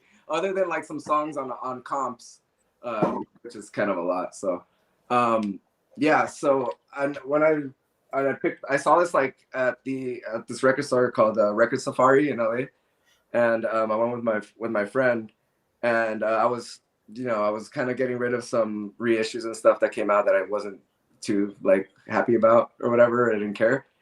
And then yeah, I saw this record at the end. I'm like, what the fuck? Like, first of all, I didn't know what the record looked like either, and I just like kind of saw and looked it up really quick, and I was like, okay, this is their first LP. Yeah, I'm gonna pick it up. Yeah. And yeah, so that I didn't know. I was like, all right, it looks fucking weird. You know, it looks like it could be like some sort of like orchestra music. I don't know. I was gonna say it looks like a classical record. Like That's a little bit right. That's like the graphics of the people like don't even blend in with the font. Yeah, it's like, what is this? It's really psycho. If you think about it. It definitely has classical record vibes. Yeah, like communist classical record. If you really scratch the cover of that up, it would be like you'd find it in a Goodwill bin. Yeah, like 15 other Italian operas. Yeah. Pretty crazy. So you know what I mean? Like I didn't know what the fuck to expect. I was like, all right, let's see what's up. And I like, there was only one song on this that I had heard before, and there was one song that was on a comp. And then the video that I mentioned, but yeah, it's fucking so goddamn good. It's so creative musically. It's like it's really good. And then it's got like, of course, the Italian vocal still where it's like a bunch of shit, you know, as fast as possible at you in like little chunks. Like so good. Like, but it's not so hardcore. It's, you know, it's punk for sure. And it's got like a lot of energy, and it's like every song is like special, and I think that's like the most important thing you can do in a record, because you want to listen to the next song and the next song, and it's really cool. It plays out crazy. That's awesome. Are you guys familiar with this? No, you know what? I had a later record by them. It was I might the one with the soldiers. I think that's the one I see all the time. There's like one with like I think a red it was one. that one. I like think. I think most of the records are on Attack Punk, right? Like that. Yeah, the super DIY. Apparently, they like maybe even had their own record pressing machine and definitely their own print shop. They were like self-sufficient. I heard, like operating out of the squat. Something like that. Definitely cool. What year was this? This is 86. All right. I think 84, 86. I think it's 86. That's like the furious years of Italian hardcore, right? Pretty much. Yeah. But it's really cool. You guys should check it out. This was kind of expensive. This was expensive, but so like I said, I like to gamble, and you know what I mean. What you got to do? I won. I feel like you enjoy things more that way when you don't really have like stuff almost like tainting like your perception of it, because like I feel like at this point I've heard so much stuff that like I almost like with movies now I don't want to know anything about it. Like if I like the director or like people that are in it or I know like a teeny bit about it, I'm like I'm gonna watch it. But I don't want to know, I don't want to read like a bio, I don't want to know anything. And like I feel like sometimes with records it's like the same. Like I feel like just like formulating my own opinion for the first time like as I'm listening to it is like cooler than, you know, I don't know, just kind of being influenced by like maybe like picking around at it online and stuff. Yeah. Like you know what? I'm already in. I've already bought it. So it's like it's either gonna hit the sale pile or it's gonna be a keeper. It's so true, man. It's like you listen to something, I love this. Then you start reading about it, and like nobody else likes it. They say it sounds like fucking Green Day, or what I mean. It's like I was like, I'm not hearing any Green Day in this, but whatever. I don't want to be persuaded or dissuaded by the YouTube comment section. Right. God damn it. It's funny. It's like that's like modern living, right? It's like One thing to note is that I have no idea what the name of the fucking record. Like, I don't know, man. Is it on the spine? It looks pretty long. Yeah. You're gonna have to find out because you're gonna have to send me your list of picks. So you're gonna have to find. Oh, okay, yeah, they were. You're gonna have to find out. I could do it. Man, so many good picks tonight. It's crazy. Now you get my choice, which, you know what? I was like going back and forth about this like all week. I'm going with it though. I'm not changing my mind. I'm going with my choice. I'm going with it. Like every now and again, I'll kind of get obsessed by a band for like no particular reason. I just like this is like an old Japanese band that I've like tried to like before. In fact, I think I probably bought their discography maybe like three times over, maybe. Like the good thing is though, you can find all these records like super cheap, because they made thousands of them because they were on a major label, right? Like right from the get go. So they pressed a lot, so they're out there. Let's go through all of them, and then I'll get to the one. I'm going to get to the one that I like the best, and it's like maybe actually when I posted this one, and I knew this was going to happen. Like a lot of my like Japanese hardcore punk friends were like, "Yes, that's a fucking classic." Nobody outside of Japan is probably going to like that record at all, but here, the old like hardcore punks love this band. Particularly like the little bit later stuff. Who am I talking about? No idea, right? They got the best punk name of all time. It's amazing they kind of got this name before anybody else took it, and they were on a major label and they came out in like 1980. Oh, Anarchy. Anarchy, okay. Man. Okay. What a fucking weird band, man. Okay, this is their first record, and it's like a mix of like like 77 punk and like rock and roll, right? It's like a rock and roll band, but they have like very good lyrics, and they have like an anti-emperor song on this record, which was really controversial at the time, and it was actually banned. It's banned. You can't get it. You can only get it on this record. It's not at any like CD or issue. So they've got this band that's like on a major label, like right out of the gate, 1980. They put out like tons of records. I've got them all. Like, 80 Restoration, Ready, Steady, Go. That one's got the stencil cover. It's got the stencil, man. They fucking ready to the Anarchy stencil.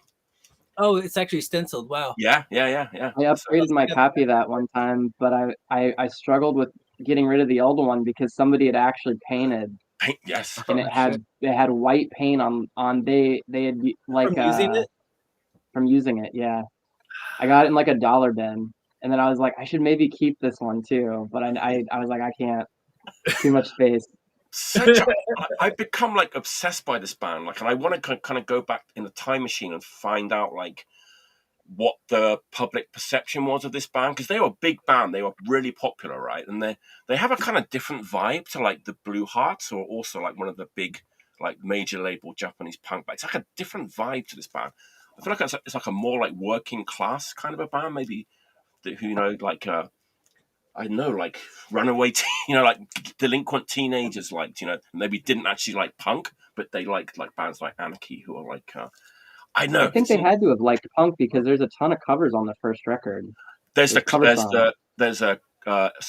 Stiff Little Fingers and the Clash too, right? cover. That's the one that was banned. It was called Tokyo's Burning. And that was the Anti-Emperor song. Man, Diego, thanks for bringing it up, man. That's beautiful. That I was going to come to that. Hey, Rachel. Anarchy. How do you spell that? Like Anarchy, right? The Roosters. Well, man. they spell it in katakana. Ah, yes, that's a good point. Yes, it's not written. Good point. Actually, yeah, all the records I've showed, it's not written. It's in, it's Anarchy. It's on the third LP. Anarchy. And you get all these records. But like the one that I get, Anarchy and Anarchism, the major label band called Anarchy and a record called Anarchism. It's insane, right? In like 1980s Japan. It's like, I don't know. But the one I want to talk about is this one, which is like their 8th record. It's this one. This is the one that people love in Japan. I've never Anarchy. heard that one. Right? I knew it. It's like 1985, and it's like a straight up like rock and roll, like rock. Wait, record. is it called Beat Up Generation? Beat Up Generation, yeah. There's like a compilation called that from the late '80s that I have. It has like you remember Koba from Psych Death was in that pop punk band called Eggs. Ah, yeah. They're on that. I can't remember who else is on it. But yeah, I never connected that was like probably named after that record. It's just interesting. It's mind blowing. It sounds like a kind of 70s rock record in the production. It's from like 1985, like I said. But like Japanese punks like love this record. Yeah, it's just like a rock and roll record. There's horns on a couple of songs, but it's like really like aggressive, like in your face, like hard rock, like rock and roll record. In 1985 on a major label. It's so weird to me, but I know like Japanese punks love this band, you know. Mike, any thoughts on like what we were talking about with the kids, where that third LP came out whenever kind of hardcore was forming in Belgium, and that was a lot of people's first kids record. Do you think that's maybe a similar thing with that, where like hardcore got a little bit of a later start in Japan, so maybe that was like an album that came out whenever people were like kind of thirsty for music when they were getting into that stuff? I think a lot of it's to do with like the lyrics, like very like political lyrics, you know, which a lot of no like, major label bands were really doing that, and like I think they really spoke to the youth of Japan, like in the 80s, you know. Yeah. But you know, totally influenced by like 70s like Rolling Stones, but like done in like a Japanese like punk style. So it's pretty interesting. Band. I'm just a bit obsessed with this band at the moment for like no real. I'm sure that's probably like what, like a 500 yen record. Yes, every one of these records was 500 yen or less. So if you come to Japan, you can get like the entire Anarchy discography for like $30 probably. So the first album sold like 100,000 copies, so there's a lot of them out there, right? I got my first album in a dollar bin in Kentucky like 15 years ago. So I mean, I know they're out there. If it was like somehow they end up in Kentucky, I mean, it's like nothing ever ends up there. Out there. Except Cuban food, right? Cuban food. Cuban food and Anarchy. And general speech. A general speech. Yeah, that's my current obsession is Anarchy. I'm missing a couple, but I'll get them. How many were there?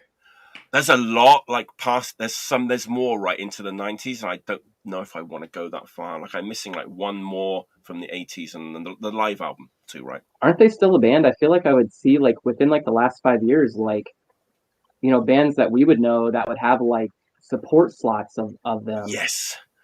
I know that they played with like Rocky in Sweden and stuff, in Tokyo and stuff like that. So that's pretty cool to see too, right? This like definitely. Yeah. All right. Sorry to babble on about Anarchy. Grasshoppers. Smoking Slugger.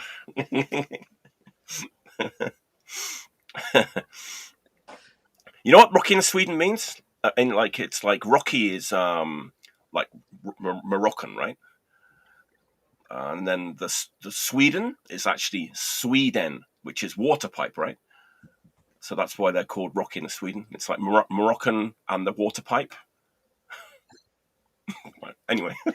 Fantastic. There you go. That guy owns somebody in that band owns Fudo Brain, right? That's it. That's Takeshi, yeah. Yeah. There you go. There you go. Hey Dan, 844. That's another rocking swing. That's ha she, right? In Japanese. There you go. All right. Kevin, what's your Love it. No, I think it's Ryoji. Oh god, yeah. Sorry, I got so fucking. That's what Anarchy will do for you. Get you confused.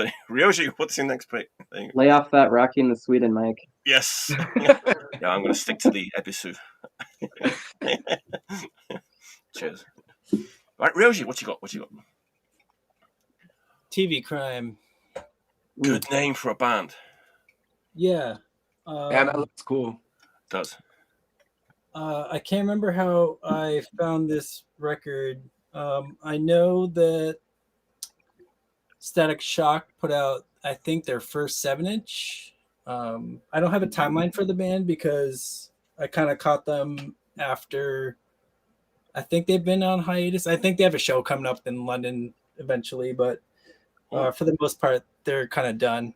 But I think they're from Nottingham. Wow. I think that's north. That's north. Home of Heresy, Nottingham. Okay. And Scum Dribblers. Actually, I think they were technically from Mansfield. Okay. Yeah, North England. So to describe them, I think they're self-described as pub rock. Yeah, the Hooligan single, which I think is a single version, that's the first track on this record, is what Static Shock put out.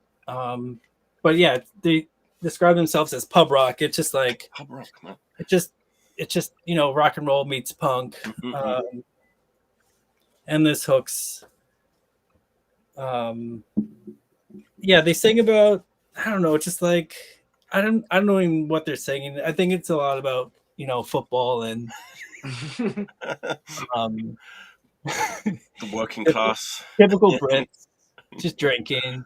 But it got put on Alien Snatch. That's true. Sorry, mine. You're technically correct. It's East Midlands. Okay. Not the North. I'm American. It's fine. But yeah, just like a really great rock and roll record that I think gets skipped over. I don't know like how it appeals to punks, but it's catchy as hell. I describe it as like a record where like 5 beers in, I'll pull out a few records, but like that's my like go-to when I'm just drinking and just want to hear like a familiar record that I just want to blast really loud. Oh, sounds perfect. Is it like pub rock in like the kind of sounds like Dr. Feelgood, or is it like more modern sounding than that? That's what I wanted to ask. Yeah. I mean, I guess if our reference point is like what, like Eddie and the Hot Rods. Okay. That too, yeah. Eddie and the Hot Rods is a little more formulaic, and TV Crime to me like puts more nuance and changes into their songs. They're similar, but I feel like TV Crime can write better songs. Wow, that's a bold. That's a big statement. That's amazing. I love Eddie and the Hot Rods. I have like most of the Eddie and the Hot Rods records. Like, don't get me wrong, they're up there on my shelf. Like, okay, this is high praise. But I feel like they become a little formulaic, and their sounds just like so driven home. And then TV Crime just like has a little more nuance to it. All right. Man, I think I can get behind that too, because I think like by the time probably like that third Eddie and the Hot Rods record came out, they were, I think, definitely like kind of going through the motions of like what they had done previously. And I think even like when I thought there was 3, or is there 2? There's a single after the second LP though.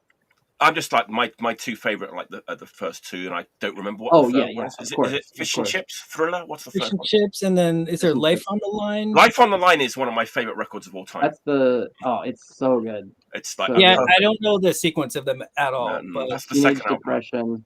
Yes, that's the first one. Yeah. Yeah. Life on the Line, not to derail Eddie and the Hot Rods, but Eddie and the Hot Rods, Life on the Line is one of my favorite records like of all time. So if TV Crime are better than Eddie and the Hot Rods, gotta listen. I want 5 copies. Yeah, I mean they're still in circulation through Alien Snatch, so cool. That's okay. Alien Snatch put out a lot of good records, right?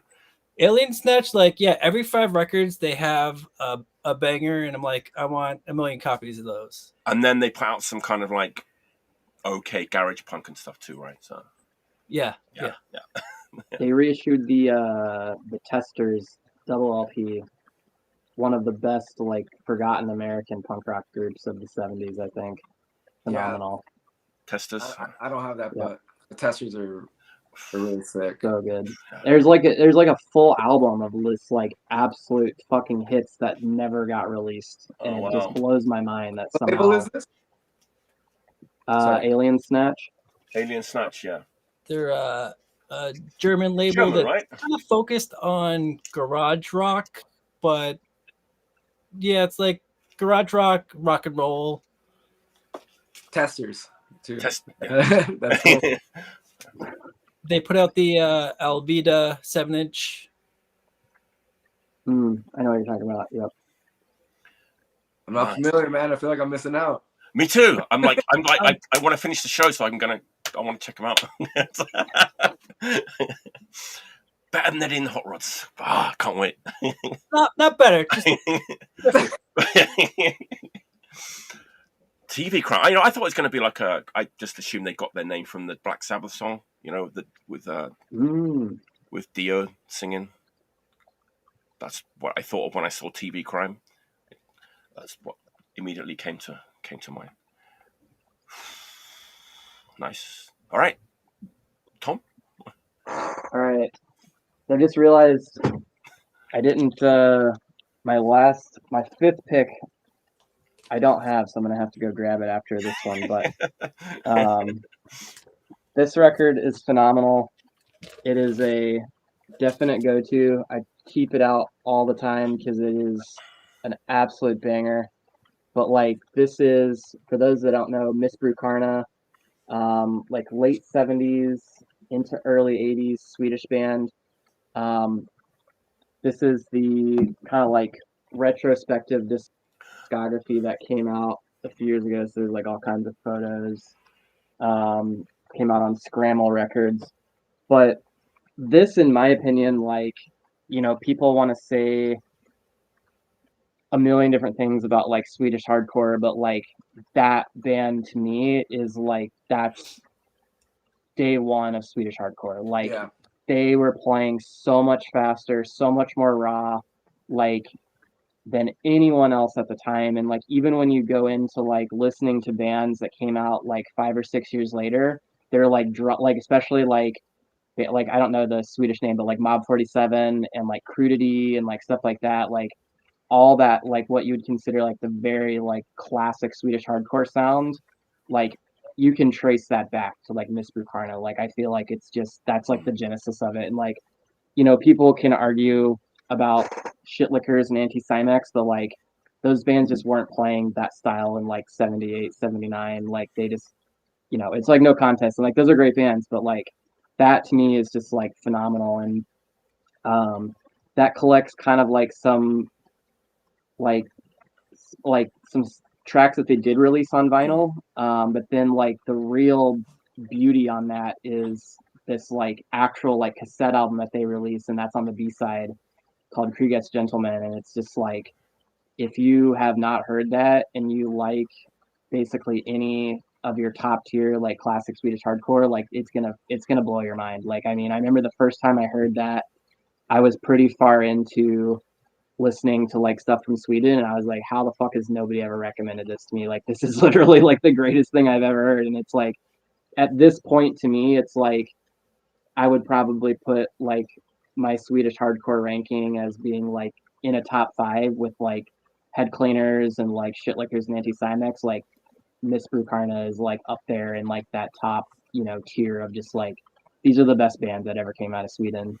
But it's great because it's like it's a kind of a long LP and you can just like put it on and just be like super just like I don't know, so high energy. Like I can just listen to it over and over and over again. Fantastic record. It pained me, I think, a little bit because I feel kind of like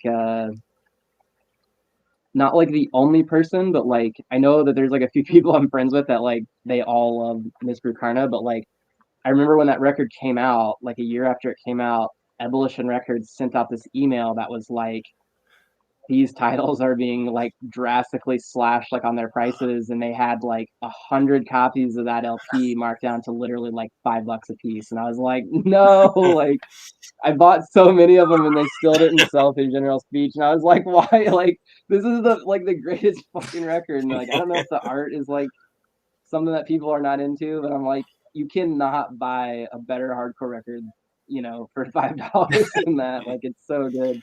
It's probably still like a $7 or $8 record. Do they still have it? Buy it, but do you still have it? I think that Ebullition is out of the copies. That was like probably they just sent their last ones to them. I don't know. I don't remember when this came out. It's like kind of old already. Yeah. See if there's like a release date on it. It's gotta be I feel like this was like already like maybe like 8 years ago. 10 years. 10 years already? Shit. Yeah, but when someone says 6 years, it's usually like 10 or 12. Yeah. Totalitaire covers them on like the bad Totalitaire 7-inch. It's like the best song on the record, and it's not there.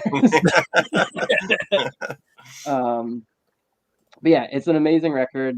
I have no idea what it costs on the secondhand market at this point, but it's probably I can tell you cheap. because I got it like about 3 months ago for 700 yen. Yeah, see, like $5. You can't fucking beat it. I mean, it's amazing. Like, don't spend $50 on like a Disarmed double LP. That's a sick band, but it's like a tenth of the greatness of Miss Brukarna. Like, it does not even stack up. It's just like amazing. It's also more on the hardcore side. Like, it's way more on the hardcore side. Yeah. It's like it the songwriting is just better, dude. It's really good. It's so good. I mean, like, and I feel like too, like if you like Head Cleaners, like you're gonna love it. Like I feel like it's way more in like that side of like Swedish hardcore than like it's definitely not on like the Shitlickers side, you know, Anti-Cymex stuff like that. It's way more like fast, like not quite as noisy of a guitar tone, but like still kind of noisy, but it's like it's just like, fucking sick. Like it's just so great. Let's discharge it, right? We're causing some major controversy here. Always controversy on the show. Hey Jeff, we can cause more and say that the best Totalitaire record is VR Elitem. The roller coaster. Way better than everything that they released prior. Best cover art. That's best cover. And the best cover art. Yes, cool. Well, Totalitaire are not known for their mind blowing. Well, actually, it is mind blowing, but in a different way. But they've got a few early records that I think that the cover art looks really good, but like the music is I honestly think that their early music, to me, I would rather listen to No Security like 9 times out of 10. It's like the later Totalitaire stuff is like I think where they really start to shine. Better, right? I think so too. They got better, man. They got better. It happens. They got better. That's how bands should be. You know? It does happen sometimes. Yeah. It's exciting. I think that's why Totalitaire is still so exciting for some people, because like I feel like if Totalitaire came back and released a record like next year, it's probably gonna be sick. You know, like and there's honestly like a few Swedish bands I think that are like that. Like I love the new Abscum record. That's great. That's a good one. That was like that really. Disconto stayed really good for like a number of years. There's something to be said about like Swedish bands that's like really continuing to hold up, like even as they age and like kind of shift to like studio only projects and stuff.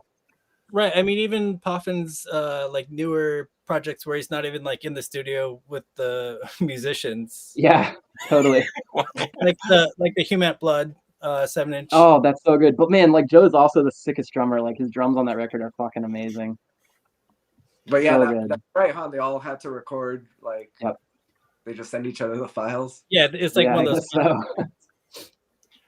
Talking of Sweden, that Crunch with a K, the demo's gonna be out soon, right? On the. Oh, I can't wait. FOAD. I like that band. Amazing band. Super underrated band. Yeah, right. I wonder if they're gonna keep the original cover art though.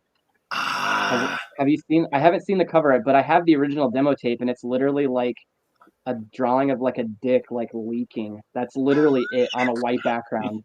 It is right. It's fantastic. They should have kept it for the LP. If they don't, I'm going to be very disappointed. You know what? I don't think they have, but it should be like a big poster in the Die Hard version. Yeah, make it a poster. Hey, if an extra puffy jacket to fit a huge dick poster. Yes. FOAD is such a confusing label to me. It's like we love them, but anyway, not to dumb. I mean, if FOAD really didn't give a fuck, then you know what I mean? Like, boom. They get their hands on some good stuff. Yeah. Just make your records smaller, like not so. Yeah.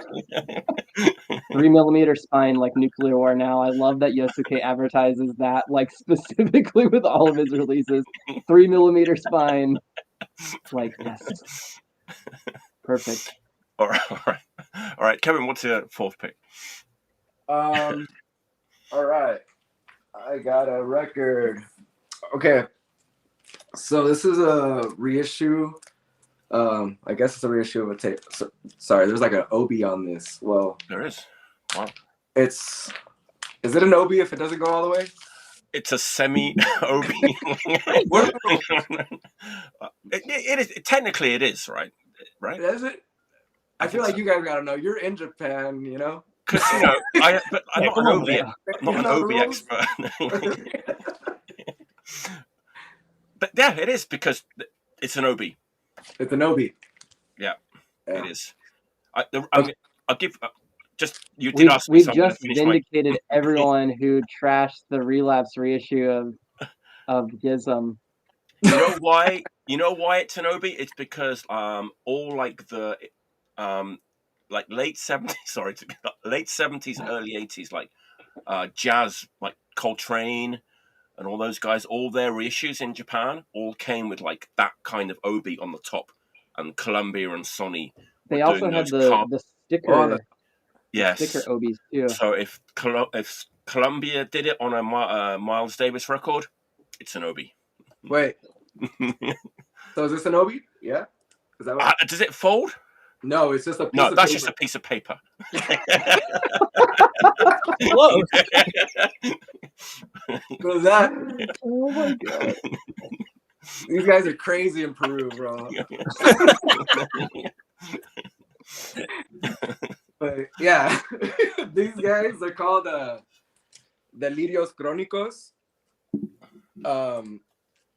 chronic delirium, pretty much. They're from Peru from I think like 86. Yeah, 86. Whoa. This came out in 2022. I barely got this, and I had to get it through like a friend in Peru. A lot of the reissues that have been coming out from Peru like don't make it out of the country. Like there's a good amount. I know the Guerrilla Urbana one like barely kind of came out here, but there's still like a lot of like stuff like the Lima 88 comp, a couple other stuff that's just been coming out, and it just doesn't fucking leave. Like they just sell it direct. I feel like this person doesn't even ship. I mean, my homie had to meet him up on a train and shit, you know, he wouldn't ship to him. I love it. It's, you know, not shipping is crazy. Like, they're just so over the postal, like, system. They're just like, they're going to lose that shit. I'm going to lose money. You know what I mean? Like, so, whatever. But, yeah. So, it was a mission to get this. If you guys see this, you guys should pick it up. The Videos Crónicos. Great. Yeah, they're like, their music it's for most of the Peruvian stuff that came out in the 80s, it was like, the recordings are always, like, pretty raw. and I always feel like they leaned more on the songwriting, and that always shined through it. But it also made a lot of music really appealing to punk because it was like so harsh, you know. But yeah, they were more like softer in a way than like I feel like a lot of the other bands. More melodic, more like sometimes a pop feel, sometimes post-punky. It's super cool, and they even have like a song that to me even reminds me of The Mob. Wow. Yeah, like just super catchy, but like draining your fucking soul, you know? Yeah, like that, Wow. dude. It's really cool. They also do a cover of this band from Spain called Aerolíneas Federales. I don't know if you've heard of them. They're like kind of like a pop punk, but like back then type of pop punk. You know what I mean? Like late 70s kind. They're cool, and they cover them here, and yeah, it's super cool. This band, I have a really funny story about this band. My friend, well, I'll get to you. I was on tour once, and I was in New York, and I had to, we were selling merch, but I also had like distro stuff to sell just to make some money. And it was distro stuff that I took from back then was E7th. And my friend Baño bootlegged the Delirios Crónicos on cassette. And I was selling all the bootlegs because I was like, that's what you fucking do. Bootleg shit over here. And then I fucking so yeah, I was selling the bootleg, and then this guy goes up to me, and he's like, and he grabs the tape, and he's like, Delirios Crónicos, and I'm like, yeah, dude. I'm like, they're sick, honestly. Like, you're gonna love them if you haven't heard them. They're from Peru. He's like, oh, I used to play in that band, and I'm like, what? And that's when I met Sandro, who runs. Oh, I knew it was gonna be Sandro. Yeah, he used to play in this band. I don't know if you know this label called Rock Sub Bistro. They fucking yeah, they're kind of known for not being online. Yeah, they're like on Facebook. Yeah. They did recently. They did all like the Ignorantes LPs and 7 inches and stuff. But most of what Sandro did was put out a lot of the Peruvian stuff out. So a lot of reissues and stuff, and a lot of really cool shit. But yeah, he was part of this band, and I remember talking to him about this, like, because we became friends, and every time I talk, I'm like, "What's up, man? When's the?" I asked him like, "When's the reissue coming out for Delirios?" And he's like, "Well, fuck, like I guess they already tried to do it. This was back then, like a couple of years ago." And he was like, I guess like the singer's like super religious and like didn't want to like make it happen, but obviously it happened, Awesome. There's a will, there's a way. That's an amazing. That's an amazing. You know what's something really strange about these reissues? Is that all of the Peruvian reissues have like the wide like box kind of jacket. Like seriously, like it's like the double LP in a single jacket size. Yeah, it's like for like a fucking magazine insert or something. I don't know. Oh. It's really crazy. They're all like that. All of them. It's like one pressing plant that only has that paper. I was going to say that maybe that's the only thing that's available. It's got one die. Yeah. Maybe they just got like a hookup doing all the punk stuff, Like that would be cool.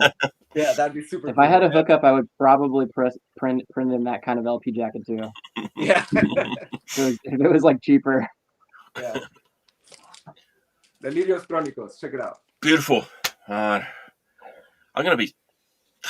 Well, let's just say there's so many records that I want from tonight's episode already, and we've got one more round to go as well. Mike, you're not gonna want my last one. All right. I didn't say I wanted any of your picks. Yeah, the one where like. No, I'm just saying. What was I doing? Oh, it's my pick, right? My turn. Fucking hell! Like, it's so funny, like thinking back about like what I used to think of this band and like what I think of them now. It's almost like embarrassing to admit like how stupid I was when I was. Hang on a minute, how old? I'm just trying to think how old I was when I first heard this record. When did Great Punk Hits come out? 84? Great Punk Hits, a classic Japanese hardcore compilation with Gizm. 84, right? Something like that. 84, 83 it came out. Is it? Okay. Yeah, and I probably earlier than I thought. Yeah, it's pretty early, right? I thought it was after Detestation, and Detestation came out in 83. Yeah, that is a mind-blowing record because it was on a major label, right? So the production on all the bands is fucking mind-blowing. And I heard that record probably, I want to say like 85, 86, and I thought it was amazing, you know, because I was really getting into like Japanese hardcore. And you got Gizm, right? Gizm, the Execute, the Clay, fucking like Lip Cream with Baki from Gas Tank singing like 2 songs. Loved it. But there was one band on there that I fucking hated at the time. You know what I'm talking about, right? GZ? No, not GZ. Oh, I was gonna be like, Mike, come on. Oh, okay. Aburadako. Oh shit. You know, I was young, stupid. Just I thought they kind of ruined the record for me. Like back then, they're like the last band on the record too. I think if I remember right, and it's like they're definitely the oddball on the record. They're yeah, and obviously you can imagine like a young person, you know, a young me was just like not ready for that, you know, back then, and I kind of hated them for forever, really. And people would always say, "Why don't you like Aburadako, man? They're like fucking one of the best bands of like that ADK Records era, blah blah blah blah." And I just like didn't get it. But I'm happy to report I'm now a big fan.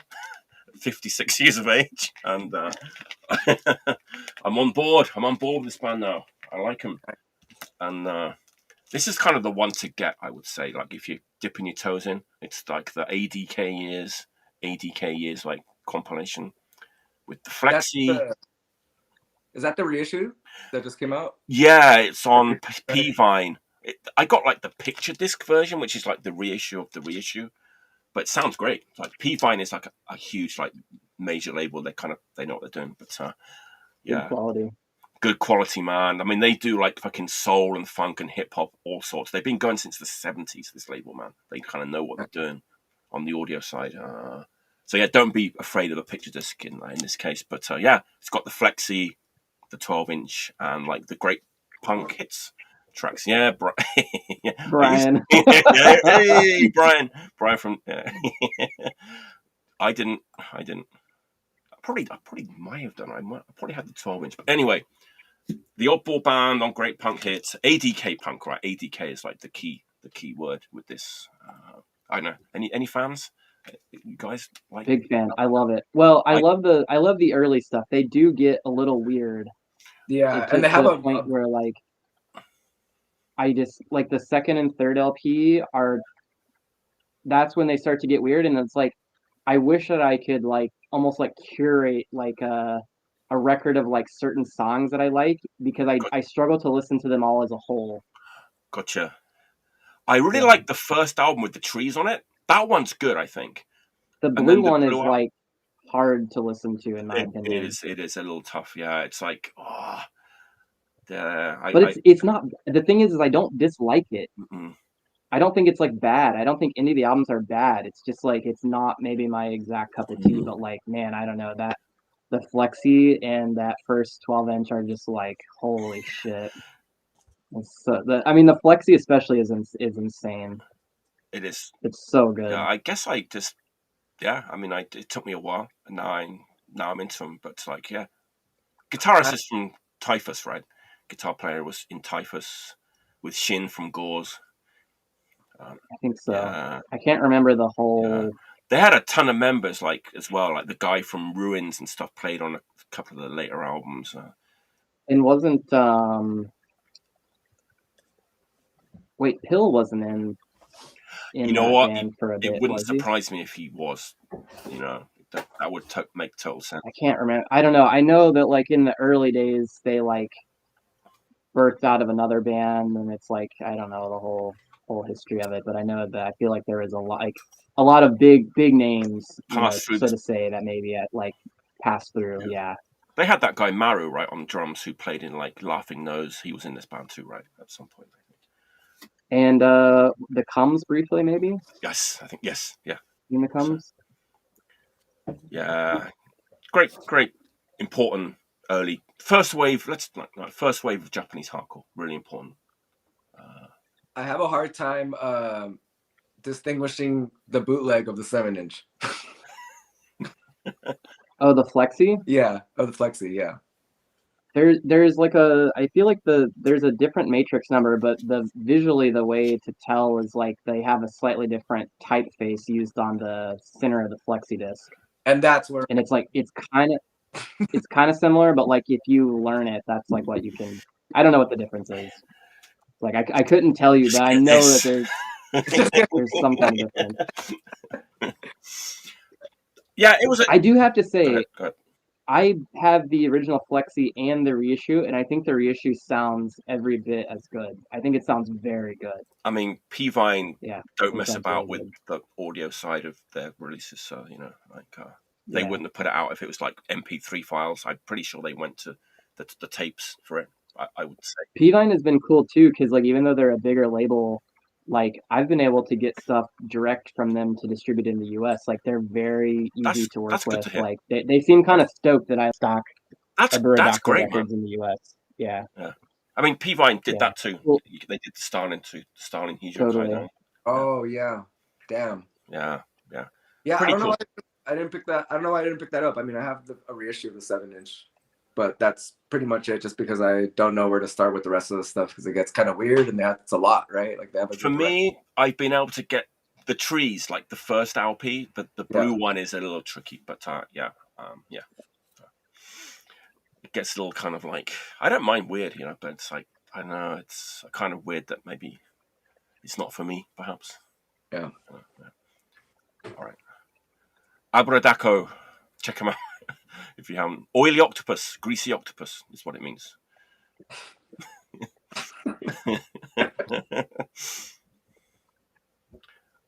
That was put out by Hiroshima from Gizm, right? Originally, this on a CD, right, in 1998 or something. 1999. On OK Records. OK Records, yeah.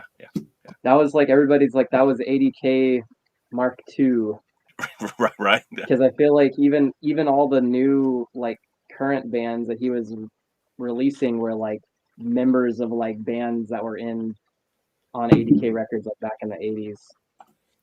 He did that that Disorderly 2000 compilation that has like it's like a cool like super sick compilation. It's like all the bands are like old heads from like 80K bands like playing the same style of music basically.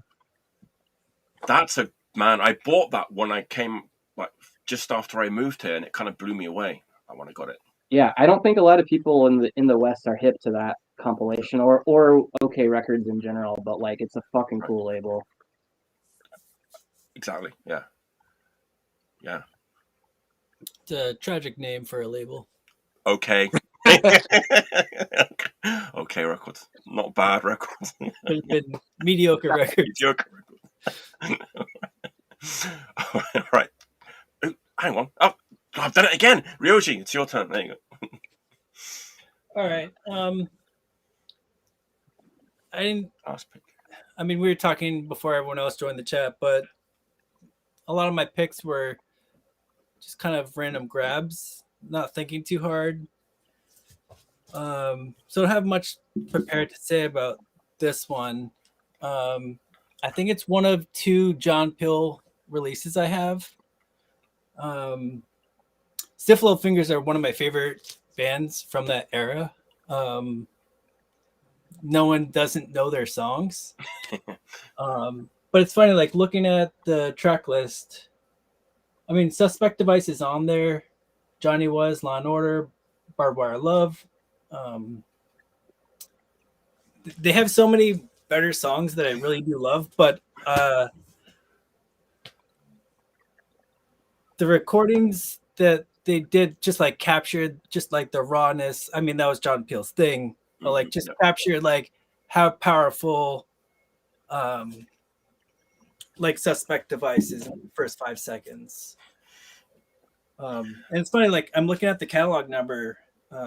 it's Strange Fruit Peel Session, so SFPS 004. So I think this is the fourth one in the catalog, and I don't like. At one point, I think I did a torrent of all the John Peel releases, and it was, I think, gigabytes. It was kind of insane. I don't think I even listened to all of it at one point. But the famous one was like the ENT or Napalm Death. Napalm Death Peel Sessions are like their best thing ever. It's so good. Yeah. I love talking about the Peel Sessions. There's so many good ones, you know, like. Yeah, like I only caught them live, I think once or twice, but yeah, they blew me away when I saw them.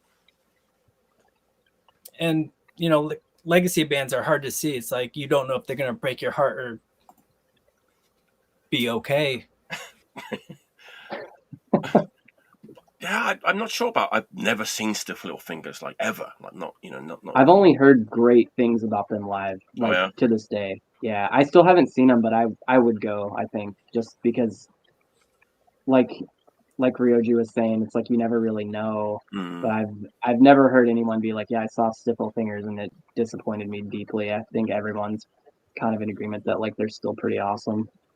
I saw them 10 years ago, and it was super sick. But I heard that the last time they played around here, two of my friends went and they said it was pretty bad.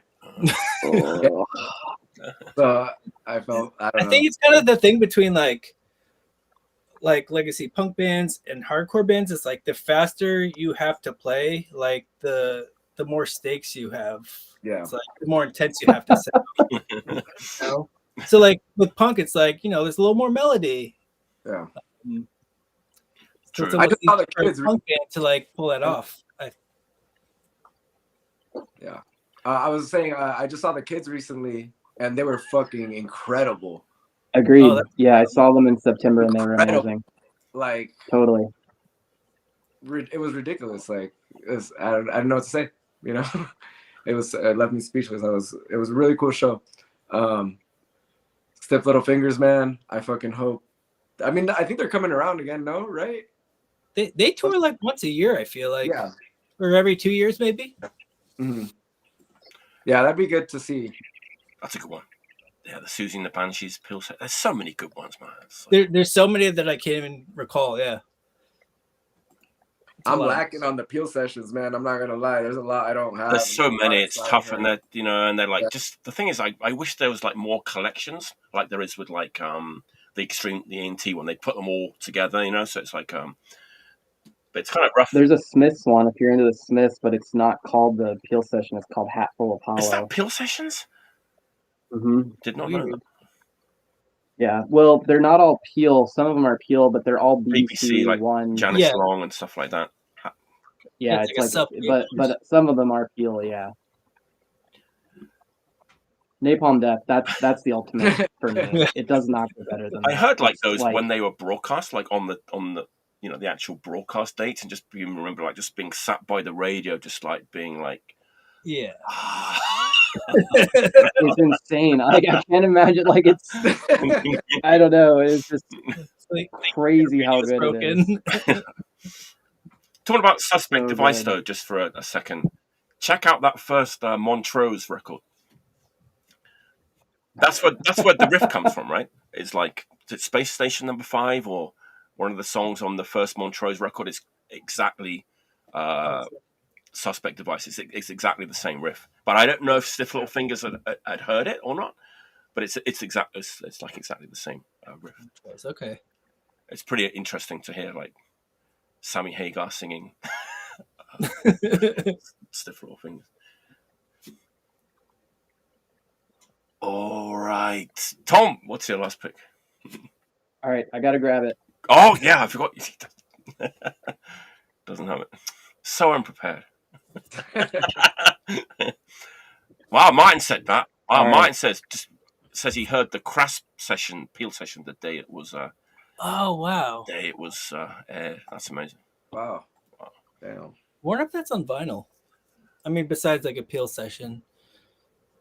I don't think the Crass one is on like an official like peel session on Strange Fruit, but I'm pretty sure that it's been bootlegged.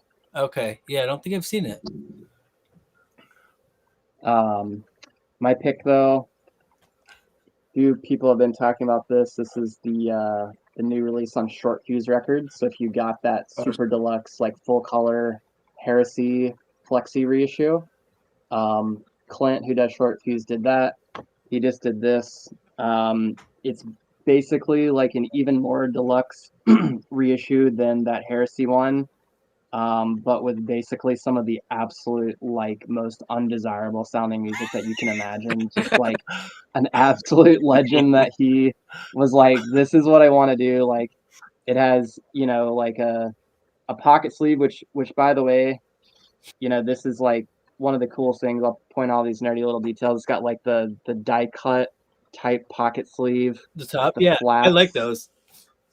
On the outside, he prints and hand assembles all these sleeves himself. Like he does not just get these made through like a printer. It's a real labor of love to make it look like exactly the way that he wants it to. But it's got like a huge like full color double-sided fold-out poster that's got a whole bunch of stuff. And then it actually comes, the record itself comes in a like reproduction mailing envelope that I guess the band would like draw on their mailing envelopes before they would send stuff out. And that comes with like a big like demo tapes record style booklet with like a whole bunch of stuff. So this is like a band from the mid 80s from Australia. It's like very much like I don't even know how some of these, I don't know, like tape trading just continues to blow my mind. This band was very obviously in like the mid 80s in Australia, like up on what was happening in the UK in terms of like the anarcho punk and like political punk stuff getting like way more fast, way more raw, way more noisy. So it's like this record is kind of like a record that would be for fans of like bands like Plasmid or Asylum or Scum Dribblers or like any of those bands that were just getting like taking like that raw like noise not music campaign for musical destruction like slogan like to its max and basically still retaining like, you know, punk musical elements to it. This band is like definitely a little bit more on like the melody side. Like you can hear like some parts that are kind of like Chaos UK Disorder type, like that kind of punk that's still really raw, but it's not totally, it's not like full blown like the Scum Dribblers where it's basically just like a blur of like barely discernible riffs and like, you know, there's actual songs on this record, but it's very lo-fi, it's very fast, it's very raw. If you're into like Australian hardcore obscurities, like if you're familiar with like the Death Sentence 7-inch, this has kind of some similar feel to that, where it's like very fast for the time. It's very raw, like it feels very like unhinged. I would say that the Death Sentence record is definitely like not quite as lo-fi as this.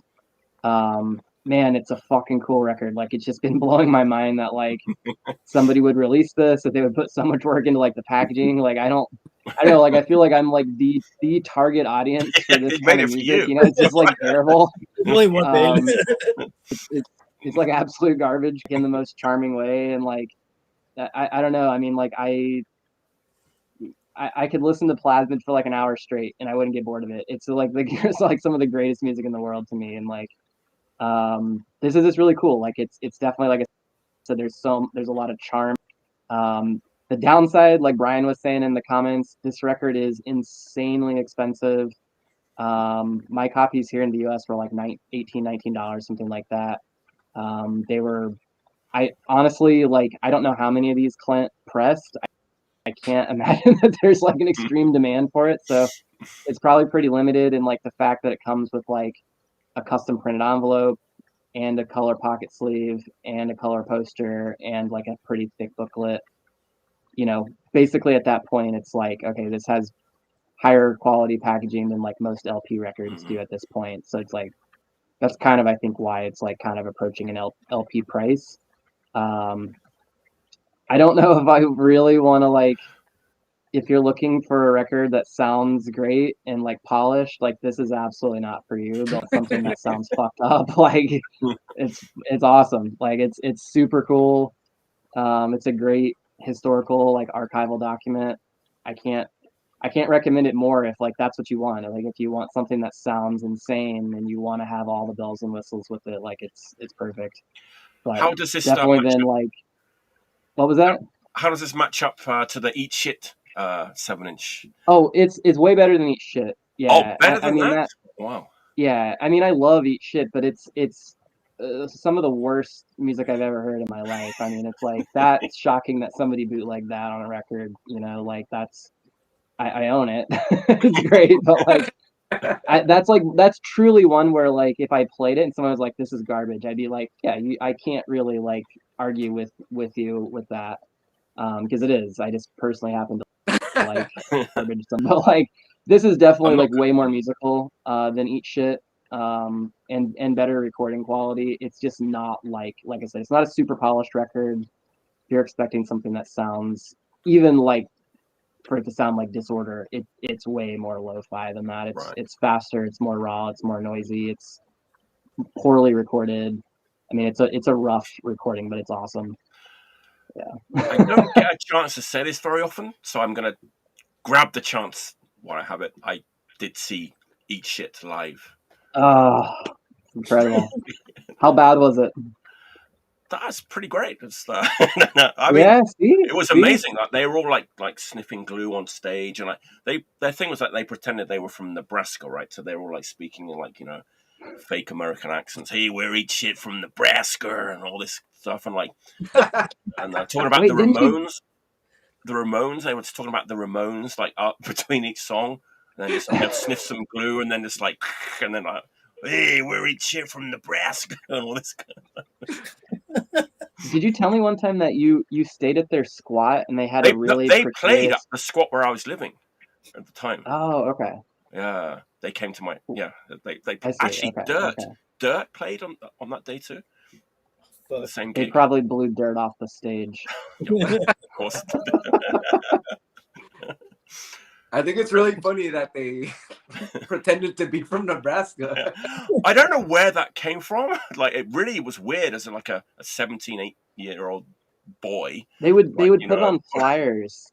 Yeah. It would be like I think some of the flyers are like Masters of Hell Thrash from Nebraska. Yeah. Like I think that was like the like it was like like before like bands like Heresy and the Stupids. I think that they were probably listening to stuff. Like I imagine they were probably listening to like Husker Du Land Speed record, and they were like, that may be like where some of that came from. Is like they wanted to be like, oh, we're hardcore, we're like more extreme, we're from America or something like that. Martin, don't forget the disgusting pukey scarves, which is another Eat Shit Sons of Bad Breath like offshoot. If anyone can find me the recordings of Goat's Breath and the Camel Cocks, I've been searching for years. Well, we're going deep now. This is a deep dive. All right. Kevin, what's your last pick? Amazing. Absolutely amazing. I got two. Should I pick the one that was unknown to me or the classic? Oh, we've just had a couple of things. Well, we've just had an unknown. Well, is it unknown? I don't know. The tribe is the tribe unknown. I think it's very unknown. Well, we may need to reel it back into reality here at the end. Let's finish on a classic. Let's finish with a classic. So this is a record that I did not have an original press until now, and it is. Oh yes. Yeah.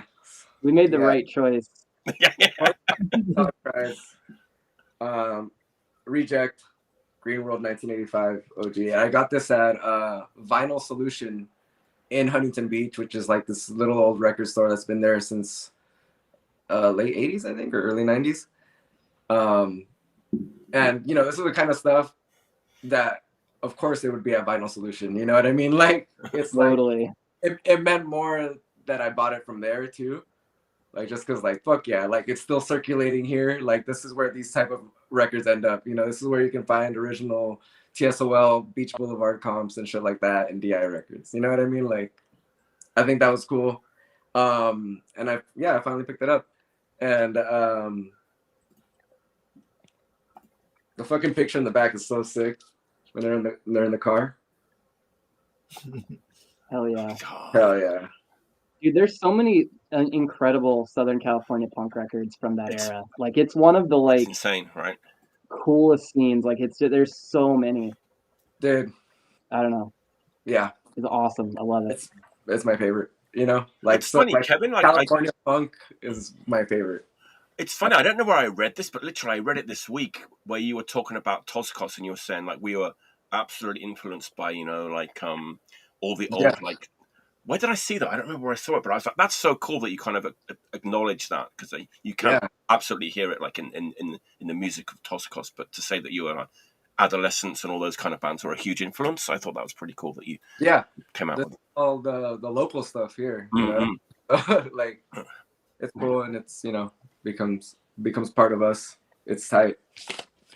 It's still such a sick record too. Like it's got so many good songs. So many good songs. Wait, didn't you tell me that one of those guys works at a sandwich shop? Oh, you used to work at Royer worked at Subway. Yeah. Hell yeah. I would go out of my way to go to that Subway. Yeah. Dude, yeah. This lineup was sick too. Rick and Alfie. So good. Fire. If you guys haven't heard of this, you guys have to. If I feel like some people sometimes you skip over bands. I did it too. I skipped over a lot of bands for sure that it took me a while to check out that I should have listened to. So I think DI is definitely a band a lot of people skip over. Yeah. That's why I was kind of happy that you said that about like the just being totally like open about like Adolescents and TSOL. Because maybe the younger people think that they're kind of like mall punk bands and that we don't need to go, but I thought it was really cool that you put that out there that they were a big influence on old school punk, OSP, right? Yeah. chicken wing. That's my last pick. That's a great way to finish. What's the record after that? Horse cries, dog bites. No, that's the one I just pulled. Yes. The one after that is Ancient Artifacts. Ah, okay. That's still pretty good too, right? Yeah, that one and I mean, I honestly like. I like We'll just stop there. You like the later TSOL stuff. That's all we got to say. Disappear was the name of the later when TSOL was on Nitro Records. Oh, I haven't gone that far yet. Fucking Nitro. They also put out one of my favorite Damned records. Grave Disorder. It's amazing. Yeah, Grave Disorder. It's like the best. I think it's the best modern one up until the newest one. Yeah, the newest one I think is the best modern Damned record. But Grave Disorder is number 2 for sure. Wow, that record's expensive, bro. It is, dude. It's like it's like I remember when I started trying to track it down. Like even back then, it was like fucking $50 or $60 because I never bought. I had it on CD only. I saw it for over 400. What? That's insane. Yeah, recently. That's like a 90s one, right? Probably not many pressed on vinyl. It's like 2002, isn't it? Jesus. Sorry. I think I swear to God, it's like 2000 or something. Like 2001? It's got to be 2001, 2000. Yeah, I think it's 2001. Like I had it on CD like in high school. You would have thought. Isn't Nitro like the singer of Offspring's label? Is that correct? He's got a few pennies to do a reissue or repress of that. Like, yeah. Maybe they don't want it to be. Maybe they don't want it to be repressed. I think it is repressed because I saw it in a record shop like recently for like $20. And I think I looked at it and I was like, I don't think this is like sealed in shrink wrap. I just assumed it got repressed. Maybe I passed up a $400 record, but yeah, it was it's a cool ass record. You guys should check it out if you guys haven't. Yeah, it's like Grave Disorder. So, Grave Disorder is also good. Yeah, that's a good one. Grave Disorder from the Damned. Yes, the Damned. Yeah. I'm gonna check out this Nitro fucking DI record. Is that what you're saying it is? TSOL, right? Oh, TSOL. Okay. Yeah. Okay. I'm gonna see how bad this is, and if it's good, I'm gonna eat my words. Revenge is good too, though, right? TSOL Revenge is also a good one. I don't know about that one, man. That's like late 80s.